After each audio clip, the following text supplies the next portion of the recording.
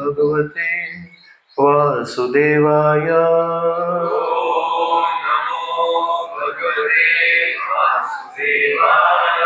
ओम नमो भगवते वासुदेवाय।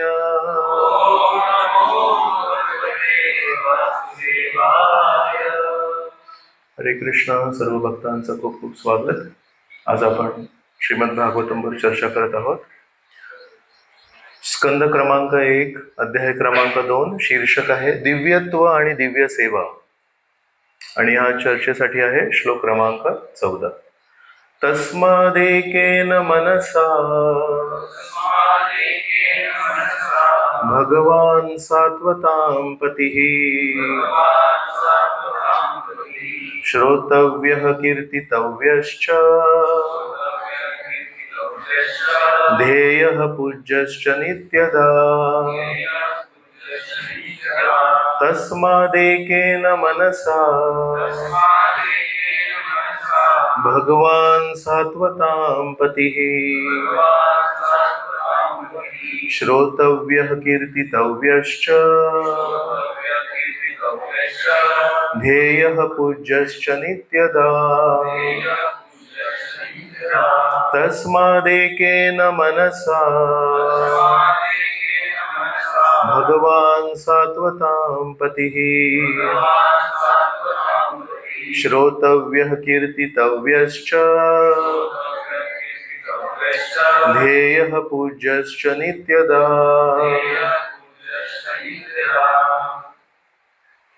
प्रभुजीच. तस्मादेकेन मनसा भगवान सात्वतां पतिः श्रोतव्यः कीर्तितव्यश्च ध्येयः पूज्यश्च नित्यदा। तस्मादेकेन मनसा भगवान सात्वतां पतिः श्रोतव्यः कीर्तितव्यश्च ध्येयः पूज्यश्च नित्यदा। तस्मादेकेन मनसा भगवान सात्वतां पतिः श्रोतव्यः कीर्तितव्यश्च ध्येयः पूज्यश्च नित्यदा। माताजी.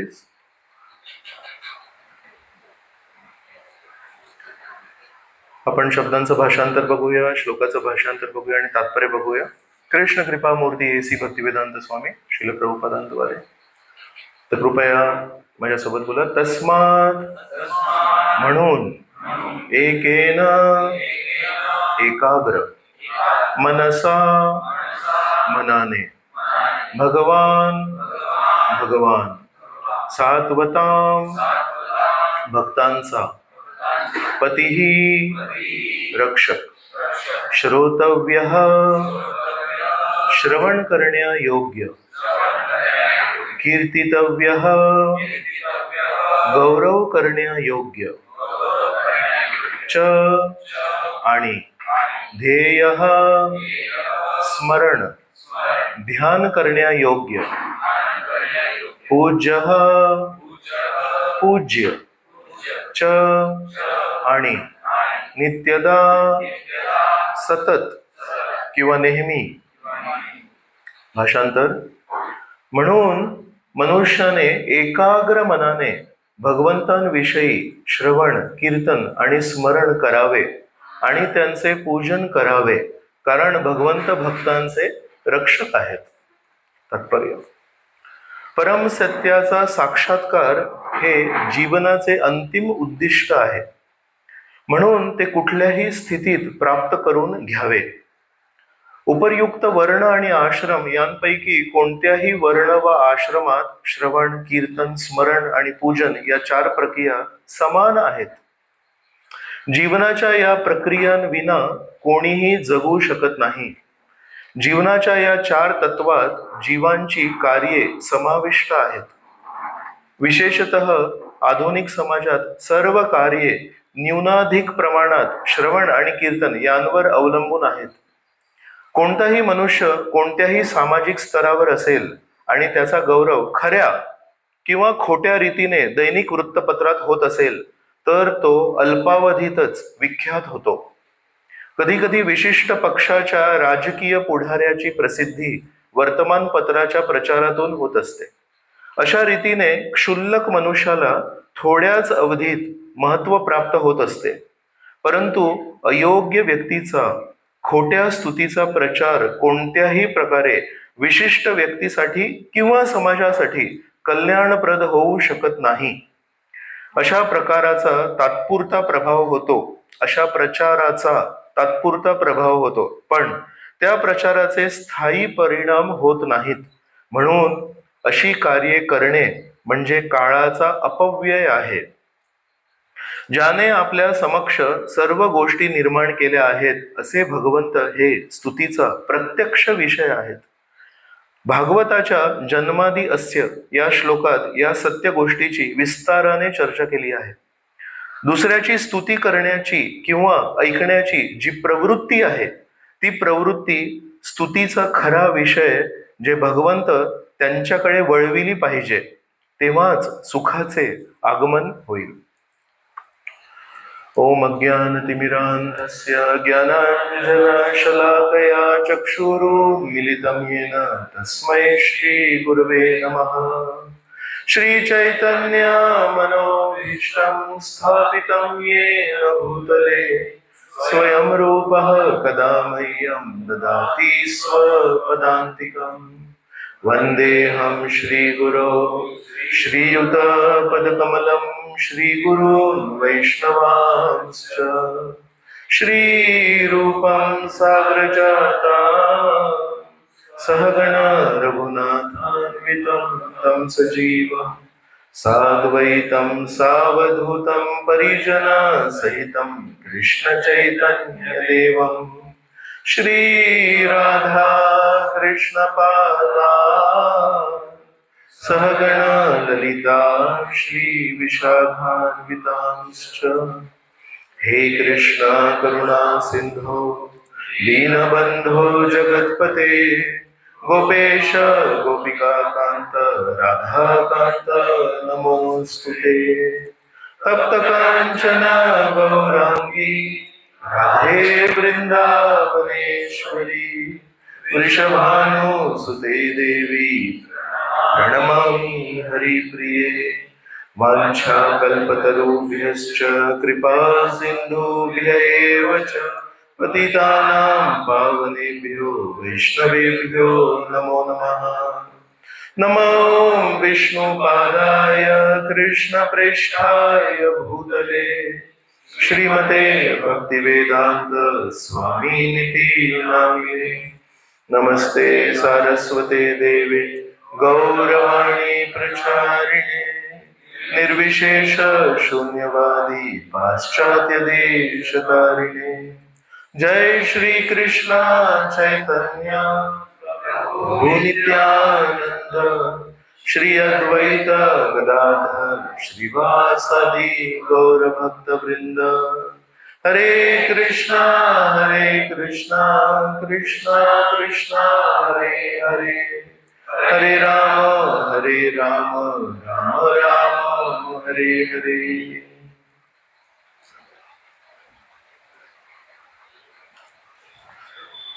हरे कृष्ण. सर्व भक्तांचं खूप खूप स्वागत. हा जो अध्याय आहे हा श्रीमद भागवतामधले जे सगळ्यात महत्वपूर्ण श्लोक श्रील प्रभुपाद त्यांच्या प्रवचनांमध्ये सांगायचे. तर 2 अध्याय आहेत भागवतातले ज्याच्यातले श्लोक प्रभुपादांनी बरेच वेळा बोलले. एक आहे स्कंद क्रमांक 1 आणि अध्याय क्रमांक 2 जो आपण आता चर्चा करतोय, आणि दुसरं आहे स्कंद क्रमांक 2 आणि अध्याय क्रमांक 1. तर त्या पहिल्या अध्यायामध्ये शुकदेव गोस्वामी बोलायला सुरुवात करतात. त्यामुळे शुकदेव गोस्वामीचे सुरुवातीचे शब्द आहेत त्याच्यामध्ये. तर ते सुरुवातीलाच कोणताही वक्ता आहे तो एक थीम सांगतो ना, एक मूड क्रिएट करतो की आज जी काही चर्चा होणार आहे त्या चर्चेचा मुख्य विषय काय आहे. तर म्हणून शुकदेव गोस्वामी पण सुरुवातीला बोलतात आणि इथे पण सूत गोस्वामी बोलायला सुरुवात केली आहे. तर म्हणून सूत गोस्वामी पण बोलण्याच्या सुरुवातीला एक त्यांचा विषय म्हणतात.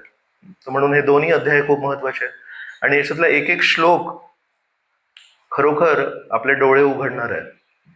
तर आजच्या श्लोकाचा जो पहिला शब्द आहे तो आहे तस्मात आणि त्याचं भाषांतर प्रभुपादांनी दिलंय म्हणून. तर तस्मात म्हणून किंवा तस्मात, तर आता निष्कर्ष हा आहे म्हणून असं करायला पाहिजे. तर कुठल्या श्लोकाचा जर पहिला शब्द असा असेल तस्मात म्हणून या अर्थाने असं, तर याचा अर्थ की त्याचा संदर्भ मागच्या श्लोकाशी असतो. आपण बोलताना असं म्हणतो असं असं बोला म्हणून असं करायला पाहिजे. तर मागच्या श्लोकाचं भाषांतर आपण वाचूया, त्यानंतर मग आपल्याला संदर्भ कळेल. हे द्विज श्रेष्ठांनो, म्हणून असे निश्चित केले आहे की भगवंतांना संतुष्ट करणे हाच वर्णाश्रमाचा उद्देश आहे आणि असे केल्याने मनुष्याला जीवनातील सर्वोच्च परिपूर्णत्व प्राप्त करता येते.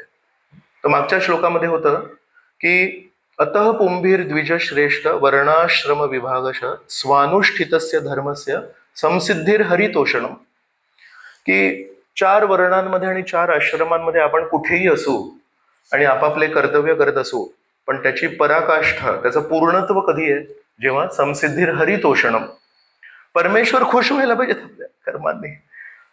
तर आपण कितीही कर्तव्य केले, कितीही काय केलं, पण परमेश्वराला जर त्या कर्तव्यांमध्ये स्थान नाही दिलं, त्याच्यामध्ये जर ती भावना नसली, तर पूर्वीच्या श्लोकांमध्ये सांगितलं होतं आपण श्रेष्ठ ब्राह्मण असू शकतो. ब्राह्मणांचे जे विधी नियम आहे ते सगळे आपण पालन करतोय आणि ब्राह्मण समाजामध्ये आपल्याला श्रेष्ठ ब्राह्मण म्हणून समजलं जातं. शक्य आहे. आपण खूप उच्च स्तरावरचे कर्तव्य प्रधान राजे असू शकतो आणि साधारण राजांच्या गणनेमध्ये आपल्या स्तर हे असे राजे होते का कोणी, असं आपलं नाव असू शकतं.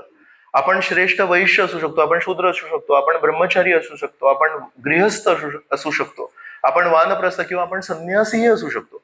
पण पूर्वीच्या श्लोकामध्ये सांगितलं हे सर्व तेव्हा पूर्णत्व प्राप्त करेल जेव्हा परमेश्वर आपल्या त्या सर्व कर्तव्यांनी, आपल्या विचारांनी समाधानी आहेत का. तर हे का आपण चर्चा करतोय, कारण आजच्या श्लोकामध्ये तस्मात आहे. आणि म्हणून जर जीवनाच्या प्रत्येक वर्णाच्या कर्तव्यांमध्ये आणि आश्रमाच्या कर्तव्यांमध्ये जर पूर्णत्व तेव्हाच येईल जेव्हा परमेश्वर समाधानी होतील.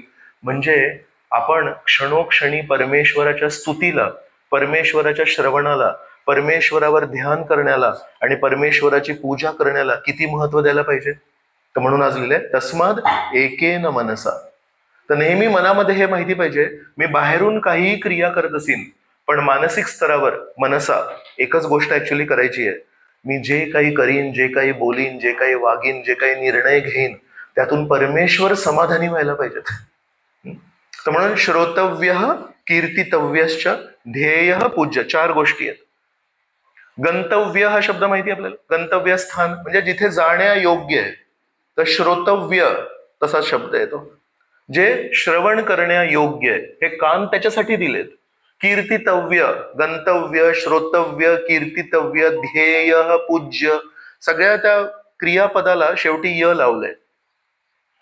म्हणजे आज म्हणताय परमेश्वर हे व्यक्ती असे आहेत, ऍक्च्युली हे कान दिले त्यांच्याबद्दल ऐकण्यासाठी, हे मुख दिलंय त्यांची स्तुती करण्यासाठी, हे जे मन दिलंय त्यांच्यावर ध्यान करण्यासाठी, आणि आपल्याला हे शरीर किंवा इंद्रिय दिलेत त्यांची पूजा करण्यासाठी. आणि ते सोडून जर आपण काही केलं तर कुठेतरी आपल्याला आपल्या वर्ण आणि आश्रमामध्ये जरी आपण अगदी 100%, 100% अगदी परफेक्ट असू, पण तरी शेवटी परमेश्वर आपल्याशी समाधानी नाही होणार.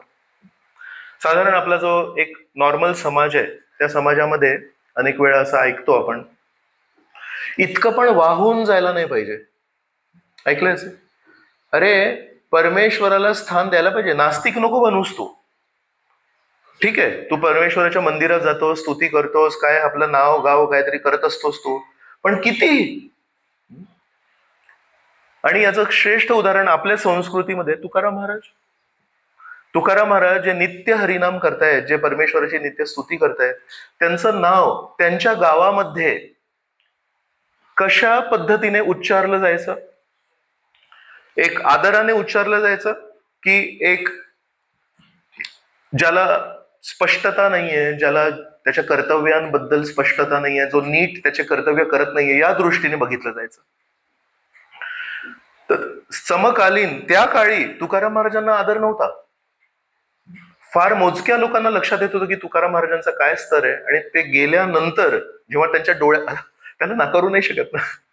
वैकुंठ विमान जेव्हा सगळ्यांच्या डोळ्यासमोर आलं तेव्हा त्याला नाकारू नाही शकत, राईट. मग तेव्हा लक्षात येतं की नाही, यांनी परमेश्वरला समाधान केलं आणि आपल्याला नाही केलं. आणि विचार करा, त्यांच्या गावातले एक व्यक्ती आहेत ज्यांना घेण्यासाठी परमेश्वरांनी सर्वांच्या देखत एक वैकुंठ विमान पाठवलं, पण त्याच्यामध्ये किती लोकांनी उडी मारली. जर इथे वैकुंठ विमान आलं कोणासाठी? तुमच्यासाठी. आणि खरोखर असं नाही ना, ते आलं आणि कोणाला दिसलंच नाही आणि तुकाराम महाराज म्हणते बघा वैकुंठ कोणी कुठे आहे, काय दिसत नाही, असं नाहीये. ते सगळ्यांच्या देखत आलं ना. आज पण वैकुंठ बीज काय म्हणतात त्या दिवसाला? हा, तुकाराम बीज आहे. सो गौर पौर्णिमा ही पौर्णिमा आहे, त्याच्यानंतर प्रतिपदा आणि त्याच्यानंतर बीज द्वितीय. तर गौर पौर्णिमेनंतर जी द्वितीय असते त्या दिवशी देहू गावात आज पण तो वृक्ष आहे, तो वृक्ष असा हलतो. त्या दिवशी गेले होते तुकाराम महाराज. सो खूप गमतीची गोष्ट आहे की आजही 500 वर्षानंतर काही प्रमाणात त्याचा पुरावा आहे. आजही आपल्यासारख्या कामुक ईर्ष्यालू व्यक्तींना आजही ते वृक्ष हलताना दिसत आहे. त्या दिवशी जर तुम्ही असते तर तुम्हाला ते दिसलं असतं की नाही वैकुंठ विमान. पण किती लोकांनी म्हणाले अरे चला आपल्यामुळे का होईना, आपल्यामुळे नाही आलंय, दुसऱ्यांच्यामुळे आलंय, पण चला विचारूया काय एक्स्ट्रा सीट वगैरे आहे का, मागे जागा आहे का. नाही, पण का माहितीये, आयुष्यभर ज्या गोष्टीला महत्व नाही दिलंय, असं एका क्षणामध्ये तो बटन नाहीये. आपण बटन ऑन करतो ना, लगेच प्रकाश होतो, ऑफ करतो. तर परमेश्वराप्रती आस्था, परमेश्वराप्रती भक्ती, हे इंग्लिशमध्ये त्याला म्हणतात कल्टिवेशन. कल्टिवेशन म्हणजे पद्धतशीरपणे त्याला लक्ष देऊन, त्याची काळजी घेऊन त्याला पुढे नेलं लागतं. एका रोपाची काळजी घ्यायला लागते, एका बागेची काळजी घ्यायला लागते. एका दिवसाचं काम नाही ना. रविवारी फक्त आपल्या घरातल्या झाडांना जर पाणी दिलं, तुळशीला रविवारी पाणी दिलं, मला रविवारी वेळ असतो, बाकीच्या दिवशी मी खूप बिझी आहे, नाही चालत ना तसं. तर म्हणून तसं आपल्या हृदयामध्ये जी भक्ती लता आहे त्याला आपण संगोपन करायला लागेल, त्याची काळजी घ्यायला लागते, त्याचं कल्टिवेशन करायला लागेल, त्याचं हळूहळू खत पाणी टाकून. एका दिवशी सर्व खत नाही टाकू शकत, एका दिवशी सर्व पाणी नाही टाकू शकत. आणि कारण देहू गावातल्या लोकांनी आयुष्यभर ज्या भावनेला तुकाराम महाराजांनी आपल्या जीवनात प्राधान्य दिलं होतं आणि दुसऱ्यांना शिकवायचा प्रयत्न केला, त्या भावनेला देहू गावाच्या लोकांनी कधी प्राधान्य दिलं नव्हतं. म्हणून जरी समोर वैकुंठ विमान असेल तरी पण ते तशी ती तयारी झाली नाही. किती लोक गेले त्या वैकुंठ विमानात? एकटेच गेले. तर म्हणून ध्येय पूज्यश्च नित्यदा, तो शेवटचा जो शब्द आजच्या श्लोकामध्ये तो नित्यदा. नित्यदा म्हणजे नित्य करायला पाहिजे. असं नाही की श्रवण फक्त एकानेच करायला पाहिजे, एकाच दिवशी करायला पाहिजे. वर्ण आणि आश्रमामध्ये आपण ब्रह्मचारी असू दे, आपण गृहस्थ असू दे, आपण वानप्रस्थ, संन्यासी, ब्राह्मण, क्षत्रिय, वैश्य, शूद्र, वर्णाश्रम पद्धतीमध्ये आपलं कुठलंही स्थान असू दे, पण म्हणतात त्या सर्वांसाठी जर त्यांच्या कर्तव्यांमध्ये जर पूर्णत्व लाभायचं असेल तर परमेश्वराला स्थान द्यायला पाहिजे. आणि परमेश्वराला जर स्थान द्यायचं असेल तर त्याचा एक सोपा मार्ग आहे, एकत्र येऊन परमेश्वराची स्तुती ऐकणे. जेव्हा जेव्हा शक्य असेल तेव्हा परमेश्वराची छोटीशी का होईना पण स्तुती करणे. खूप छान आपण दीर्घकालीन श्रवण केलंय आणि अल्पकालीन जरी कीर्तन केलं असेल पण त्यामुळे हृदयावर त्याचे ठसे उमटतात. अरे हा श्लोक असा सांगितला होता, हा असं हे उदाहरण दिलं होतं. तर ध्यान करणे, जे ऐकलंय, जे वाचलंय त्याच्यावर थोडं मनन करणे की काय सांगितलं होतं. आणि जेव्हा त्या मननाला आपल्याला व्यक्त करायची इच्छा होईल तेव्हा परमेश्वराची पूजा करणे. तर परमेश्वराची पूजा ही हातांनी नाही होत, परमेश्वराची पूजा ही शरीराने, स्थूल शरीराने नाही होत. परमेश्वराची पूजा ही सूक्ष्म शरीराने होते. पण त्या सूक्ष्म शरीराने जेव्हा आपण अर्पण करतो तर काही प्रमाणात एक जसं फूल उचलून टाकायचं आहे तर मानसिक मी करू शकतो. पण आपण जर त्या प्रगत स्तरावर नसू, आपलं मन तेवढं केंद्रित नसेल, तर ध्यान करता करता जर आपलं मन इकडे तिकडे पळत असेल तर मग एक स्थूल शरीराचं पण त्याच्यामध्ये एक प्रकटीकरण करणं गरजेचं आहे. म्हणून ऍक्च्युली मानसिक करायला पाहिजे पूजा, पण आपण ते फूल घेतो आणि परमेश्वराच्या चरणी ठेवतो, तेव्हा बाकीच्या इंद्रियांना आणि इतरांना पण एक चांगलं उदाहरण स्थापित होतं की हे रोज 1 तास पूजा करतात, हे रोज शृंगार करतात, राधा कृष्ण गौर निताय, तर दुसऱ्यांना एक श्रेष्ठ उदाहरण पण स्थापित होतं. पण भक्ती रसामृत सिंधूमध्ये श्रील प्रभुपाद रूप गोस्वामींचं अनुकरण करून आपल्याला एक उदाहरण देतात की प्रतिष्ठानपूर म्हणून एक दक्षिण भारतामध्ये गाव आहे, तिथे एक ब्राह्मण होता, अत्यंत गरीब होता, त्याच्याकडे पैसे नव्हते, पण रोज काय करायचा, सोन्याचा एक हंडा होता त्याच्याकडे, सोन्याचं भांड आहे त्याच्यामध्ये, आणि त्या सोन्याच्या भांड्यांनी दररोज डोळ्यांना बंद करून मानसिक गंगा यमुना सरस्वती गोदावरी कावेरी या सर्व पवित्र नदींना जायचा, त्या सोन्याच्या भांड्यांनी पाणी भरायचा आणि परमेश्वराला स्नान घालायचा, मग परमेश्वराला छान वेगवेगळ्या सुंदर सुंदर फुलांनी शृंगार करायचा आणि त्यानंतर दररोज खीर अर्पण करायचा, दुधाची आणि तांदळाची जी खीर असते ती. असं आयुष्यभर त्यांनी केलं. एक दिवशी तो जेव्हा तसं करत होता तेव्हा त्याला वाटलं आज खीर खूप जास्ती गरम आहे का म्हणून, तर मनातल्या मनात त्यांनी त्या खिरेला बोट लावला त्या वाटीला, आणि जेव्हा बोट लावला तेव्हा त्याला चटका बसला. त्या दिवशी खूप जास्ती गरम झाली होती खीर आणि त्याचे डोळे असे त्या चटक्याने उघडले, तर बघितलं की त्याचं बोट भाजलं होतं. आणि ही जेव्हा घटना झाली तेव्हा वर लक्ष्मी देवी आणि नारायण बघत होते. ये यथा माम प्रपद्यन्ते, आपण जर परमेश्वरावर तस्माद एकेन मनसा, तर परमेश्वर पण आपल्याकडे बघतात. तर लक्ष्मी देवी हसली. गमतीची गोष्ट आहे, हा बिचारा बसलाय आणि त्याला हात भाजला, तर लक्ष्मी देवी हसली आणि लक्ष्मीने नारायणाला विचारलं, तुम्ही अशा या प्रामाणिक भक्ताला किती दिवस त्या भौतिक जगतामध्ये ठेवणार आहात? तर नारायण म्हणाले, बरोबर आहे तुझं म्हणणं, जो ज्याच्याकडे काही सुविधा नाही, ज्याच्याकडे काही पैसे नाही, जो मानसिक स्तरावर एवढी छान पूजा करतोय, त्याला आपण वैकुंठात आणायला पाहिजे. इथे खरं सोनं आहे, इथे ऍक्च्युली सगळं शुद्ध काय पदार्थ आहेत, दूध आहेत, सगळं काही छान आहे. तत्क्षण त्या ब्राह्मणाचा आपल्या भाषेमध्ये मृत्यू झाला, पण ऍक्च्युली उत्थान म्हणूया आपण त्याला, त्याची प्रगती झाली. मृत्यू म्हटल्यावर वाटतं अरे हा गेला की काय, म्हणजे काहीतरी सुटलं की काय, याचा ऍक्च्युली त्याचा उत्थान झाला, त्याची प्रगती झाली, त्याला वैकुंठ प्राप्त झालं. पण कशामुळे? कारण त्यांनी ध्येय पूज्यश्च नित्यदा. तर मीराबाई असेल, तुकाराम महाराज असतील, ज्यांनी आपल्या आयुष्यामध्ये त्यांचे वर्णाश्रमाप्रमाणे कर्तव्य केले, दुर्लक्ष नाही केलं, पण नेहमी हे जाणून होते की माझ्या या कर्तव्यांना तेव्हाच पूर्णत्व मिळेल जेव्हा मी परमेश्वराची पूजा करीन. आणि या अशा लोकांचं साधारणपणे मनुष्य समाजामध्ये हसू होतं. मीराबाईचे जे सासू सासरे आहेत ते तिची म्हणायचे, खूप छान सूनबाई म्हणाली आम्हाला, नेहमी म्हणायचे, अरे आम्ही सूर्यवंशातले आहोत. 2 प्रकारचे क्षत्रिय असतात, सूर्यवंशी आणि सोमवंशी, चंद्रवंशी. तर मीराबाईचं ज्या परिवारात लग्न झालं होतं ते सूर्यवंशी होते, तर त्यांच्या घरी सूर्याची पूजा व्हायची. तर आमची ही वेडी सूनबाई सूर्याची पूजा करणं सोडून परमेश्वराची पूजा करते, श्रीकृष्णांची पूजा करते. तर ती नेहमी ध्यान करते, परमेश्वराचे गीत गाते. आणि सूर्य कोण आहे? सूर्य आणि परमेश्वराचा काय संबंध आहे कोण सांगेल मला भगवद्गीतेच्या आधारावर? शशी सूर्य नेत्रय. श्रीकृष्ण म्हणतात शशी आणि सूर्य हे माझे डोळे आहेत, तर पूर्ण जग डोळ्यांची पूजा करतंय. आणि मीराबाई म्हणते फक्त डोळ्यांची कशाला करायची? ज्यांचे डोळे त्यांची करायला पाहिजे. पण या भावनेला समाजामध्ये साधारणपणे स्थान नाहीये. तर आज आपल्या श्लोकामध्ये सूत गोस्वामी आपल्याला सांगतायत, नाही होत असं नाहीये. ते जर हातांची पूजा करत असेल कोणी, तर ऍक्च्युली ज्याचे हात आहेत त्याची पूजा करणं तर महत्वाचं आहे.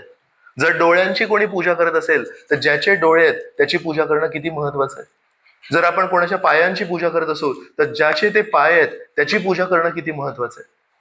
तर म्हणून हे खूप महत्वाचं आहे हे जाणून घेणं, की जरी एक साधारण अशी एक मत आहे, मतप्रवाह आहे, हा परमेश्वर स्थान द्यायला पाहिजे, नास्तिक असायला पाहिजे, पण इतकं पण नाही करायला पाहिजे.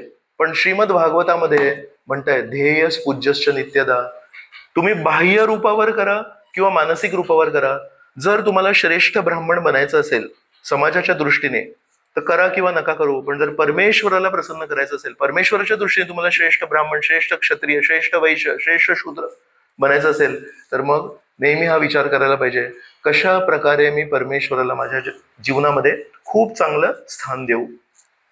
आजच्या श्लोकामध्ये अजून एक शब्द आहे, तस्माद एकेन मनसा भगवान सात्वताम पती. आणि प्रभुपादांनी त्या शब्दाचा जो भाषांतर केलंय ते आहे रक्षक म्हणून.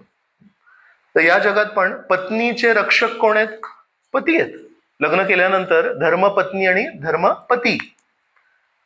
तर जेव्हा परमेश्वराला म्हणतात सात्वताम पती, तर ऍक्च्युली आपली रक्षा करणारे, आपलं पालन पोषण करणारे कोण आहेत? परमेश्वर आहेत.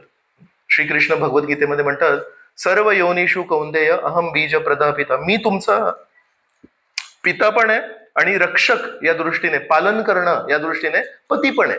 पिता पण आहेत आणि पती पण आहेत. विचार करा, लग्नापूर्वी मुलीसाठी सगळ्या गरजा पुरवणारे कोण आहेत? पिता. आणि लग्न झाल्यानंतर पती. आता आपण सगळे जीवात्मा आहोत, तर श्रीकृष्ण म्हणतात मी पिता पण आहे आणि पती पण आहे. तर मुलीने लग्नापूर्वी जर तिला विचारलं की कोण कोण तुझी काळजी घेत आहे, तर ती म्हणेल पिता, माझे वडील घेतात माझी काळजी. आणि वडिलांची स्तुती करण्यासाठी मग कमीपणा वाटेल का? उलट लग्न झाल्यानंतर कधी कधी सासरी वडिलांबद्दल जर कोणी काही चुकीचे शब्द वापरले तर ते वाईट वाटतं. माझे वडील असे नव्हते, माझ्या वडिलांनी माझी काळजी घेतली. आणि लग्न झाल्यानंतर कोण काळजी घेत आहेत? पती. आणि त्या पतींबद्दल माहेरी जर कोणी काय बोललं तर, म्हणजे ज्यांनी लग्नापूर्वी काळजी घेतली त्यांच्याबद्दल जर सासरी कोणी काय बोललं तर वाईट वाटतं. आणि जर पती खूप छान असेल, नेहमी काळजी घेणारे असतील, तर त्यांच्याबद्दल चुकीने माहेरी कधी कोणी म्हणलं की तुझे पती असे काय, तर नाही ते चांगले आहेत, तुम्हाला कळत नाही ते कसे आहेत म्हणून, मी ओळखते त्यांना. म्हणून जे आपली काळजी घेतात ते पिता असतील किंवा पती असतील, त्यांच्याबद्दल जर कोणी वाईट बोललं तर ऍक्च्युली वाईट वाटतं, बरोबर? आणि त्या व्यक्तीची अवहेलना ही आपल्याला स्वीकार होत नाही. ऍक्च्युली आपण एक काय म्हणू, संधी शोधत असतो. कसं मी माझ्या वडिलांनी माझी किती मेहनत करून काळजीपूर्वक माझी वाढ केली हे मी कसं सांगू माझ्या सासरी? आणि माझे पती नेहमी माझी किती काळजी घेतात हे मी माझ्या माहेरी कसं सांगू? तसंच आपल्याला हा प्रश्न पडायला पाहिजे, या जगाच्या लोकांना माझे पिता किंवा पती किती माझी काळजी घेत आहेत हे मला माहिती नाहीये, लोकांना माहिती नाहीये, तर हे मी कसं सांगू? तर एका पत्नीकडून काय अपेक्षा आहे? पतींबद्दल कधीही वाईट नाही ऐकायला पाहिजे आणि नेहमी पतींबद्दल चांगलं नेहमी सांगायला पाहिजे. जर एका पत्नीने पतीबद्दल समाजामध्ये काही चुकीच्या गोष्टी सांगितल्या तर ते पती त्या पत्नीवर किती चिडतील, अरे या घरातल्या गोष्टी तू बाहेर कुठे सांगत बसली. तसं आपले पती कोण आहेत? जीवात्म्याचे पती कोण आहेत? भगवान सात्वताम पती. आपल्या समक्ष जर श्रीकृष्णांबद्दल कोणी वाईट शब्द बोलत असेल तर महिलांसाठी ते खूप सोपं आहे. महिलांना एक लगेच लक्षात यायला पाहिजे, माझ्या पतींबद्दल कोणी वाईट बोलत असेल तर मला कसं झोंबतं, ते मला त्रास होतो त्याचा. तसं आजच्या श्लोकामध्ये सांगितलंय की एका भक्तासमोर जेव्हा भगवंतांबद्दल कोणी चुकीच्या गोष्टी काही बोलतात तर ऍक्च्युली त्रास व्हायला पाहिजे आणि आपण लगेच सांगायला पाहिजे भगवंत असे नाही आहेत, भगवंत सगळ्यांची काळजी घेतात. तर म्हणून जर आपण खरोखर परमेश्वराला आपले संरक्षक, आपले पालन करते, आपली काळजी घेणारे व्यक्ती म्हणून जर समजत असू तर मग आपल्याला लक्षात येईल की आपण कधीही त्यांच्याबद्दल अपशब्द ऐकू नाही शकत आणि आपण नेहमी त्यांच्याबद्दल स्तुती करू. तर कोणाला कळेल की आपल्या जीवनातले आपले काळजी करणारे लोक, काळजी करणारे व्यक्ती, आपल्या जीवनातले आपली पालन करणारे व्यक्ती हे परमेश्वर आहेत. आपला जेव्हा जन्म होतो तेव्हा हे ज्ञान मिळतं का आपल्याला की आपले पालन करते परमेश्वर आहेत म्हणून? नाही. म्हणून श्रवण हे का महत्वाचं आहे? श्रवण याच्यासाठी महत्वाचं आहे, वाचन याच्यासाठी महत्वाचं आहे की हे शास्त्र वाचून आपल्याला कळेल की श्रीकृष्ण किती विविध पद्धतीने आपली काळजी करतायत, किती विविध पद्धतीने आपल्याला नेहमी आपल्यासाठी जे काही श्रेयस्कर आहे त्याच्यासाठी नेहमी नियोजन करतात. जर आपण श्रवण कधी केलं नाही, श्रवणाला जर आपण कधी महत्व नाही दिलं, आपला जो अज्ञान आहे तो अज्ञानरूपीच राहील आणि जे आपली काळजी घेत आहेत त्यांच्याबद्दल आपल्या मनात आस्था नाही, त्यांच्याबद्दल जर कोणी वाईट बोलत आपल्याला वाईट नाही वाटणार आणि त्यांच्या प्रती चांगले शब्द बोलायची आपल्या मनामध्ये इच्छा ही नेहमी सुप्तच राहणार. एक खूप सुंदर श्लोक आहे तो जो मी सांगत होतो, 2 स्कंद आणि अध्याय क्रमांक 1. त्याच्यामध्ये म्हणतात, बिले बर बत उरुक्रम विक्रमानिये. या पहिल्या ओळीमध्ये लिहिले बीळ, सापाचं बीळ असतं. तर बिले बत उरुक्रम विक्रमानिये न शृण्वतः कर्णपुटे नरस्य. ज्या कानांना कधी परमेश्वराची स्तुती ऐकली नाही ते काय आहे? सापाचे बीळ येते. आणि कुठला साप जातो त्याच्यामध्ये? आपण म्हणतो ना काल सर्प. मृत्यूला काल सर्प म्हणतात. तर काल सर्प आपल्याला दंश करेल, मृत्यू आपल्याला दंश करेल जर उरुक्रम विक्रमानी आहे. जिव्हा असती दार दुरिकीएव सूत न चोपगायती उरुगाय गाथा. तर ही जी एक श्लोकांची शृंखला आहे पहिल्या अध्यायामध्ये, नाही तिसऱ्या अध्यायामध्ये, त्याच्यामध्ये प्रत्येक इंद्रियांना शुकदेव गोस्वामी म्हणतात की ही जर इंद्रिय परमेश्वराला आपण जोडले नाही तर त्याचा काय अर्थ होतो? तर म्हणतात कान म्हणजे एका सर्पाचे बीळ आहेत. काय फायदा त्याचा? उलट आपल्याला सापाचा जेव्हा बीळ दिसतो तेव्हा आपल्याला त्याची भीती वाटते आणि आपण त्याच्यापासून दूर जातो, त्याच्यात आकर्षण नाही वाटत. आणि म्हणतात जिव्हा असती दारदुरिकी एव सूत. हे सूत गोस्वामी जिव्हा आहे ही जेव्हा न चो उपगायती उरुगाय गाथा, परमेश्वराची गाथा जो गात नाही ती जी जिव्हा आहे ती असती आहे. ती कशी पत्नी आहे? जी आपल्या पती प्रती एकनिष्ठ नाहीये. आणि तिची तुलना काय केलंय? बेडकाशी. दारदुरिकी एव, जर बेडूक आहे तो ड्राव ड्राव आवाज करतो, मग काय होतं? त्याचा परिणाम काय होतो?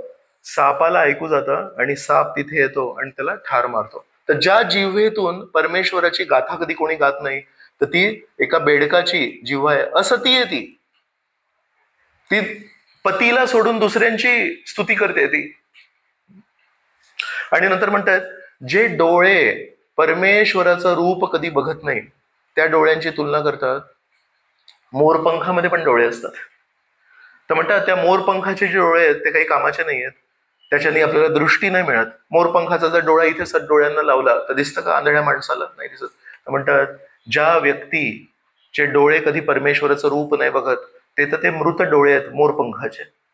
जे पाय कधी परमेश्वराच्या मंदिरात नाही जात ते म्हणतात ते एका वृक्षाचा बुंदा आहे, तो काय कामाचा आहे? तो नुसता उभा असतो.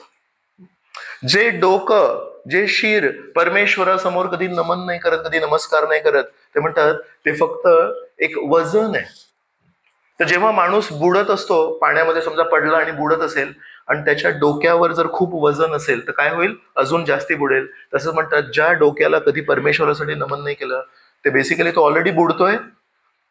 जशा प्रकारे तो निर्णय घेतोय, जशा प्रकारे तो बोलतोय, एक एक अपराध करत चाललाय, तर त्याचं डोकं त्याच्यावर एक ओझं आहे, अजून लवकर जाईल तो खाली.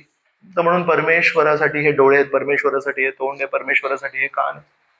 पण आजच्या समाजामध्ये कलियुग आहे ना, तर कलियुगामध्ये परमेश्वराला स्थान नाही. आणि जर कोणी खरोखर चांगली भक्ती करत असेल तर आपण त्याला मूर्खात काढतो. पण परमेश्वराच्या दृष्टीने जो व्यक्ती त्याच्या जीवनामध्ये श्रवण, कीर्तन, ध्यान, पूजा याला जर महत्व देत असेल तर परमेश्वराच्या दृष्टीने तो उत्कृष्ट व्यक्ती आहे. आणि ज्याला परमेश्वर प्रिय आहेत किंवा परमेश्वराला जो व्यक्ती प्रिय आहे तो किती श्रेष्ठ स्तरावर आहे. आपण एकमेकांचं मन जिंकू शकतो पण परमेश्वराचं मन जिंकणं किती कठीण आहे. तर ज्या व्यक्तीने आपल्या जीवनामध्ये प्राधान्य दिलंय तो परमेश्वराला प्रिय आहे आणि म्हणून त्याची पण आपण नीट काळजी घ्यायला पाहिजे. तर प्रभुपाद आहेत, प्रभुपादांनी एकदा एका पत्रामध्ये लिहिलंय, 12 नोव्हेंबर 1972 प्रभुपादांनी एक पत्र लिहिलंय. त्या पत्रामध्ये लिहितात की मी कधी माझ्या समोर किती लोक बसलेत त्याला कधी प्राधान्य नाही दिलं, पण म्हणाले मी नेहमी एक ठरवलं होतं, मला परमेश्वराची शुद्ध स्तुती करायची आहे. आणि कारण परमेश्वर त्या स्तुतीने जर प्रसन्न झाले, जर मी प्रामाणिकपणे परमेश्वराची स्तुती करत असेल, म्हणतात परमेश्वर परमात्मा रूपी प्रत्येकाच्या हृदयात आहेत, परमात्मा मला पाठवतील कोणतरी. तर पहिल्या दिवसापासून जर प्रभुपादांचे आपण प्रवचन ऐकले तर प्रभुपादांनी कधी सामाजिक समस्यांवर प्रवचन नाही दिले. प्रभुपादांनी नेहमी अध्यात्मावर प्रवचन दिले आणि सांगितले हे अध्यात्म जर आपण नीट केलं तर आपले सर्व प्रश्न सुटतील. या विश्वासाने प्रभुपादांनी प्रवचन दिलेत.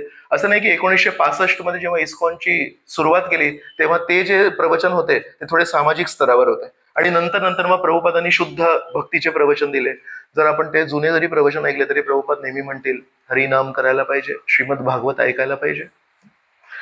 काय काय समस्या आहेत आज समाजासमोर? एक आपण म्हणू शकतो सामाजिक समस्या आहेत. समाज तुटत चाललाय, नाही, नातेसंबंध तुटत चालले आहेत, जर परमेश्वराशी आपण संबंध जोडला, जर परमेश्वराला आपल्या जीवनामध्ये प्राधान्य दिलं, तर एक लक्षात येतं, मनुष्य जीवन हे केवळ एकमेकांशी भांडण्यासाठी, मनुष्य जीवन केवळ खूप जास्ती पैसे कमावण्यासाठी, मनुष्य जीवन केवळ समाजामध्ये सगळ्यांकडून वाहवा स्वीकारण्यासाठी नाहीये. मनुष्य जीवन हे त्याचे काही कर्तव्य आहेत, जे गोष्टी एक गाय पण नाही करू शकत. गाय तर खूप उच्च प्राणी मानला जातो. गाय पण कधी हरिनाम नाही घेऊ शकत, गाय पण कधी मंदिरात येऊन श्रवण नाही करू शकत. ती उच्च परिस्थिती एका मनुष्याची आहे. तर त्या मनुष्य जीवनामध्ये येऊन आहार, निद्रा, भय आणि मैथून जे बाकीचे योनी करतात, ते जर आपण केलं तर किती चुकता येते. तर एक लक्षात येतं की भांडणासाठी हजार कारणं आहेत, पण मनुष्य जीवनामध्ये जे कुत्रे मांजरी नेहमी करत असतात त्याला आपल्याला महत्व नाही द्यायचंय. आपल्याला महत्व द्यायचंय की हरिनाम करायला पाहिजे, हरि कीर्तन करायला पाहिजे, हरी कथा करायला पाहिजे, हरी सेवा करायला पाहिजे, हरी प्रसाद खायला पाहिजे, तर त्याला प्राधान्य द्यायला पाहिजे. तर म्हणून भांडण करण्याची प्रवृत्ती जी सगळ्यांमध्ये, कलह म्हणून कली, तर कलहाचा जो एक नेहमी एक वृत्ती आहे आपल्या मनामध्ये, ती कधी कमी होईल जेव्हा आपल्याला लक्षात येईल ती मुख्य कार्य नाहीये. जर कोणी मारत असेल, जर कोणी प्राण घेत असेल, तर नक्की स्वतःची वाचवायला पाहिजे स्वतःला, पण त्याच्यामध्ये किती वेळ देणार आपण.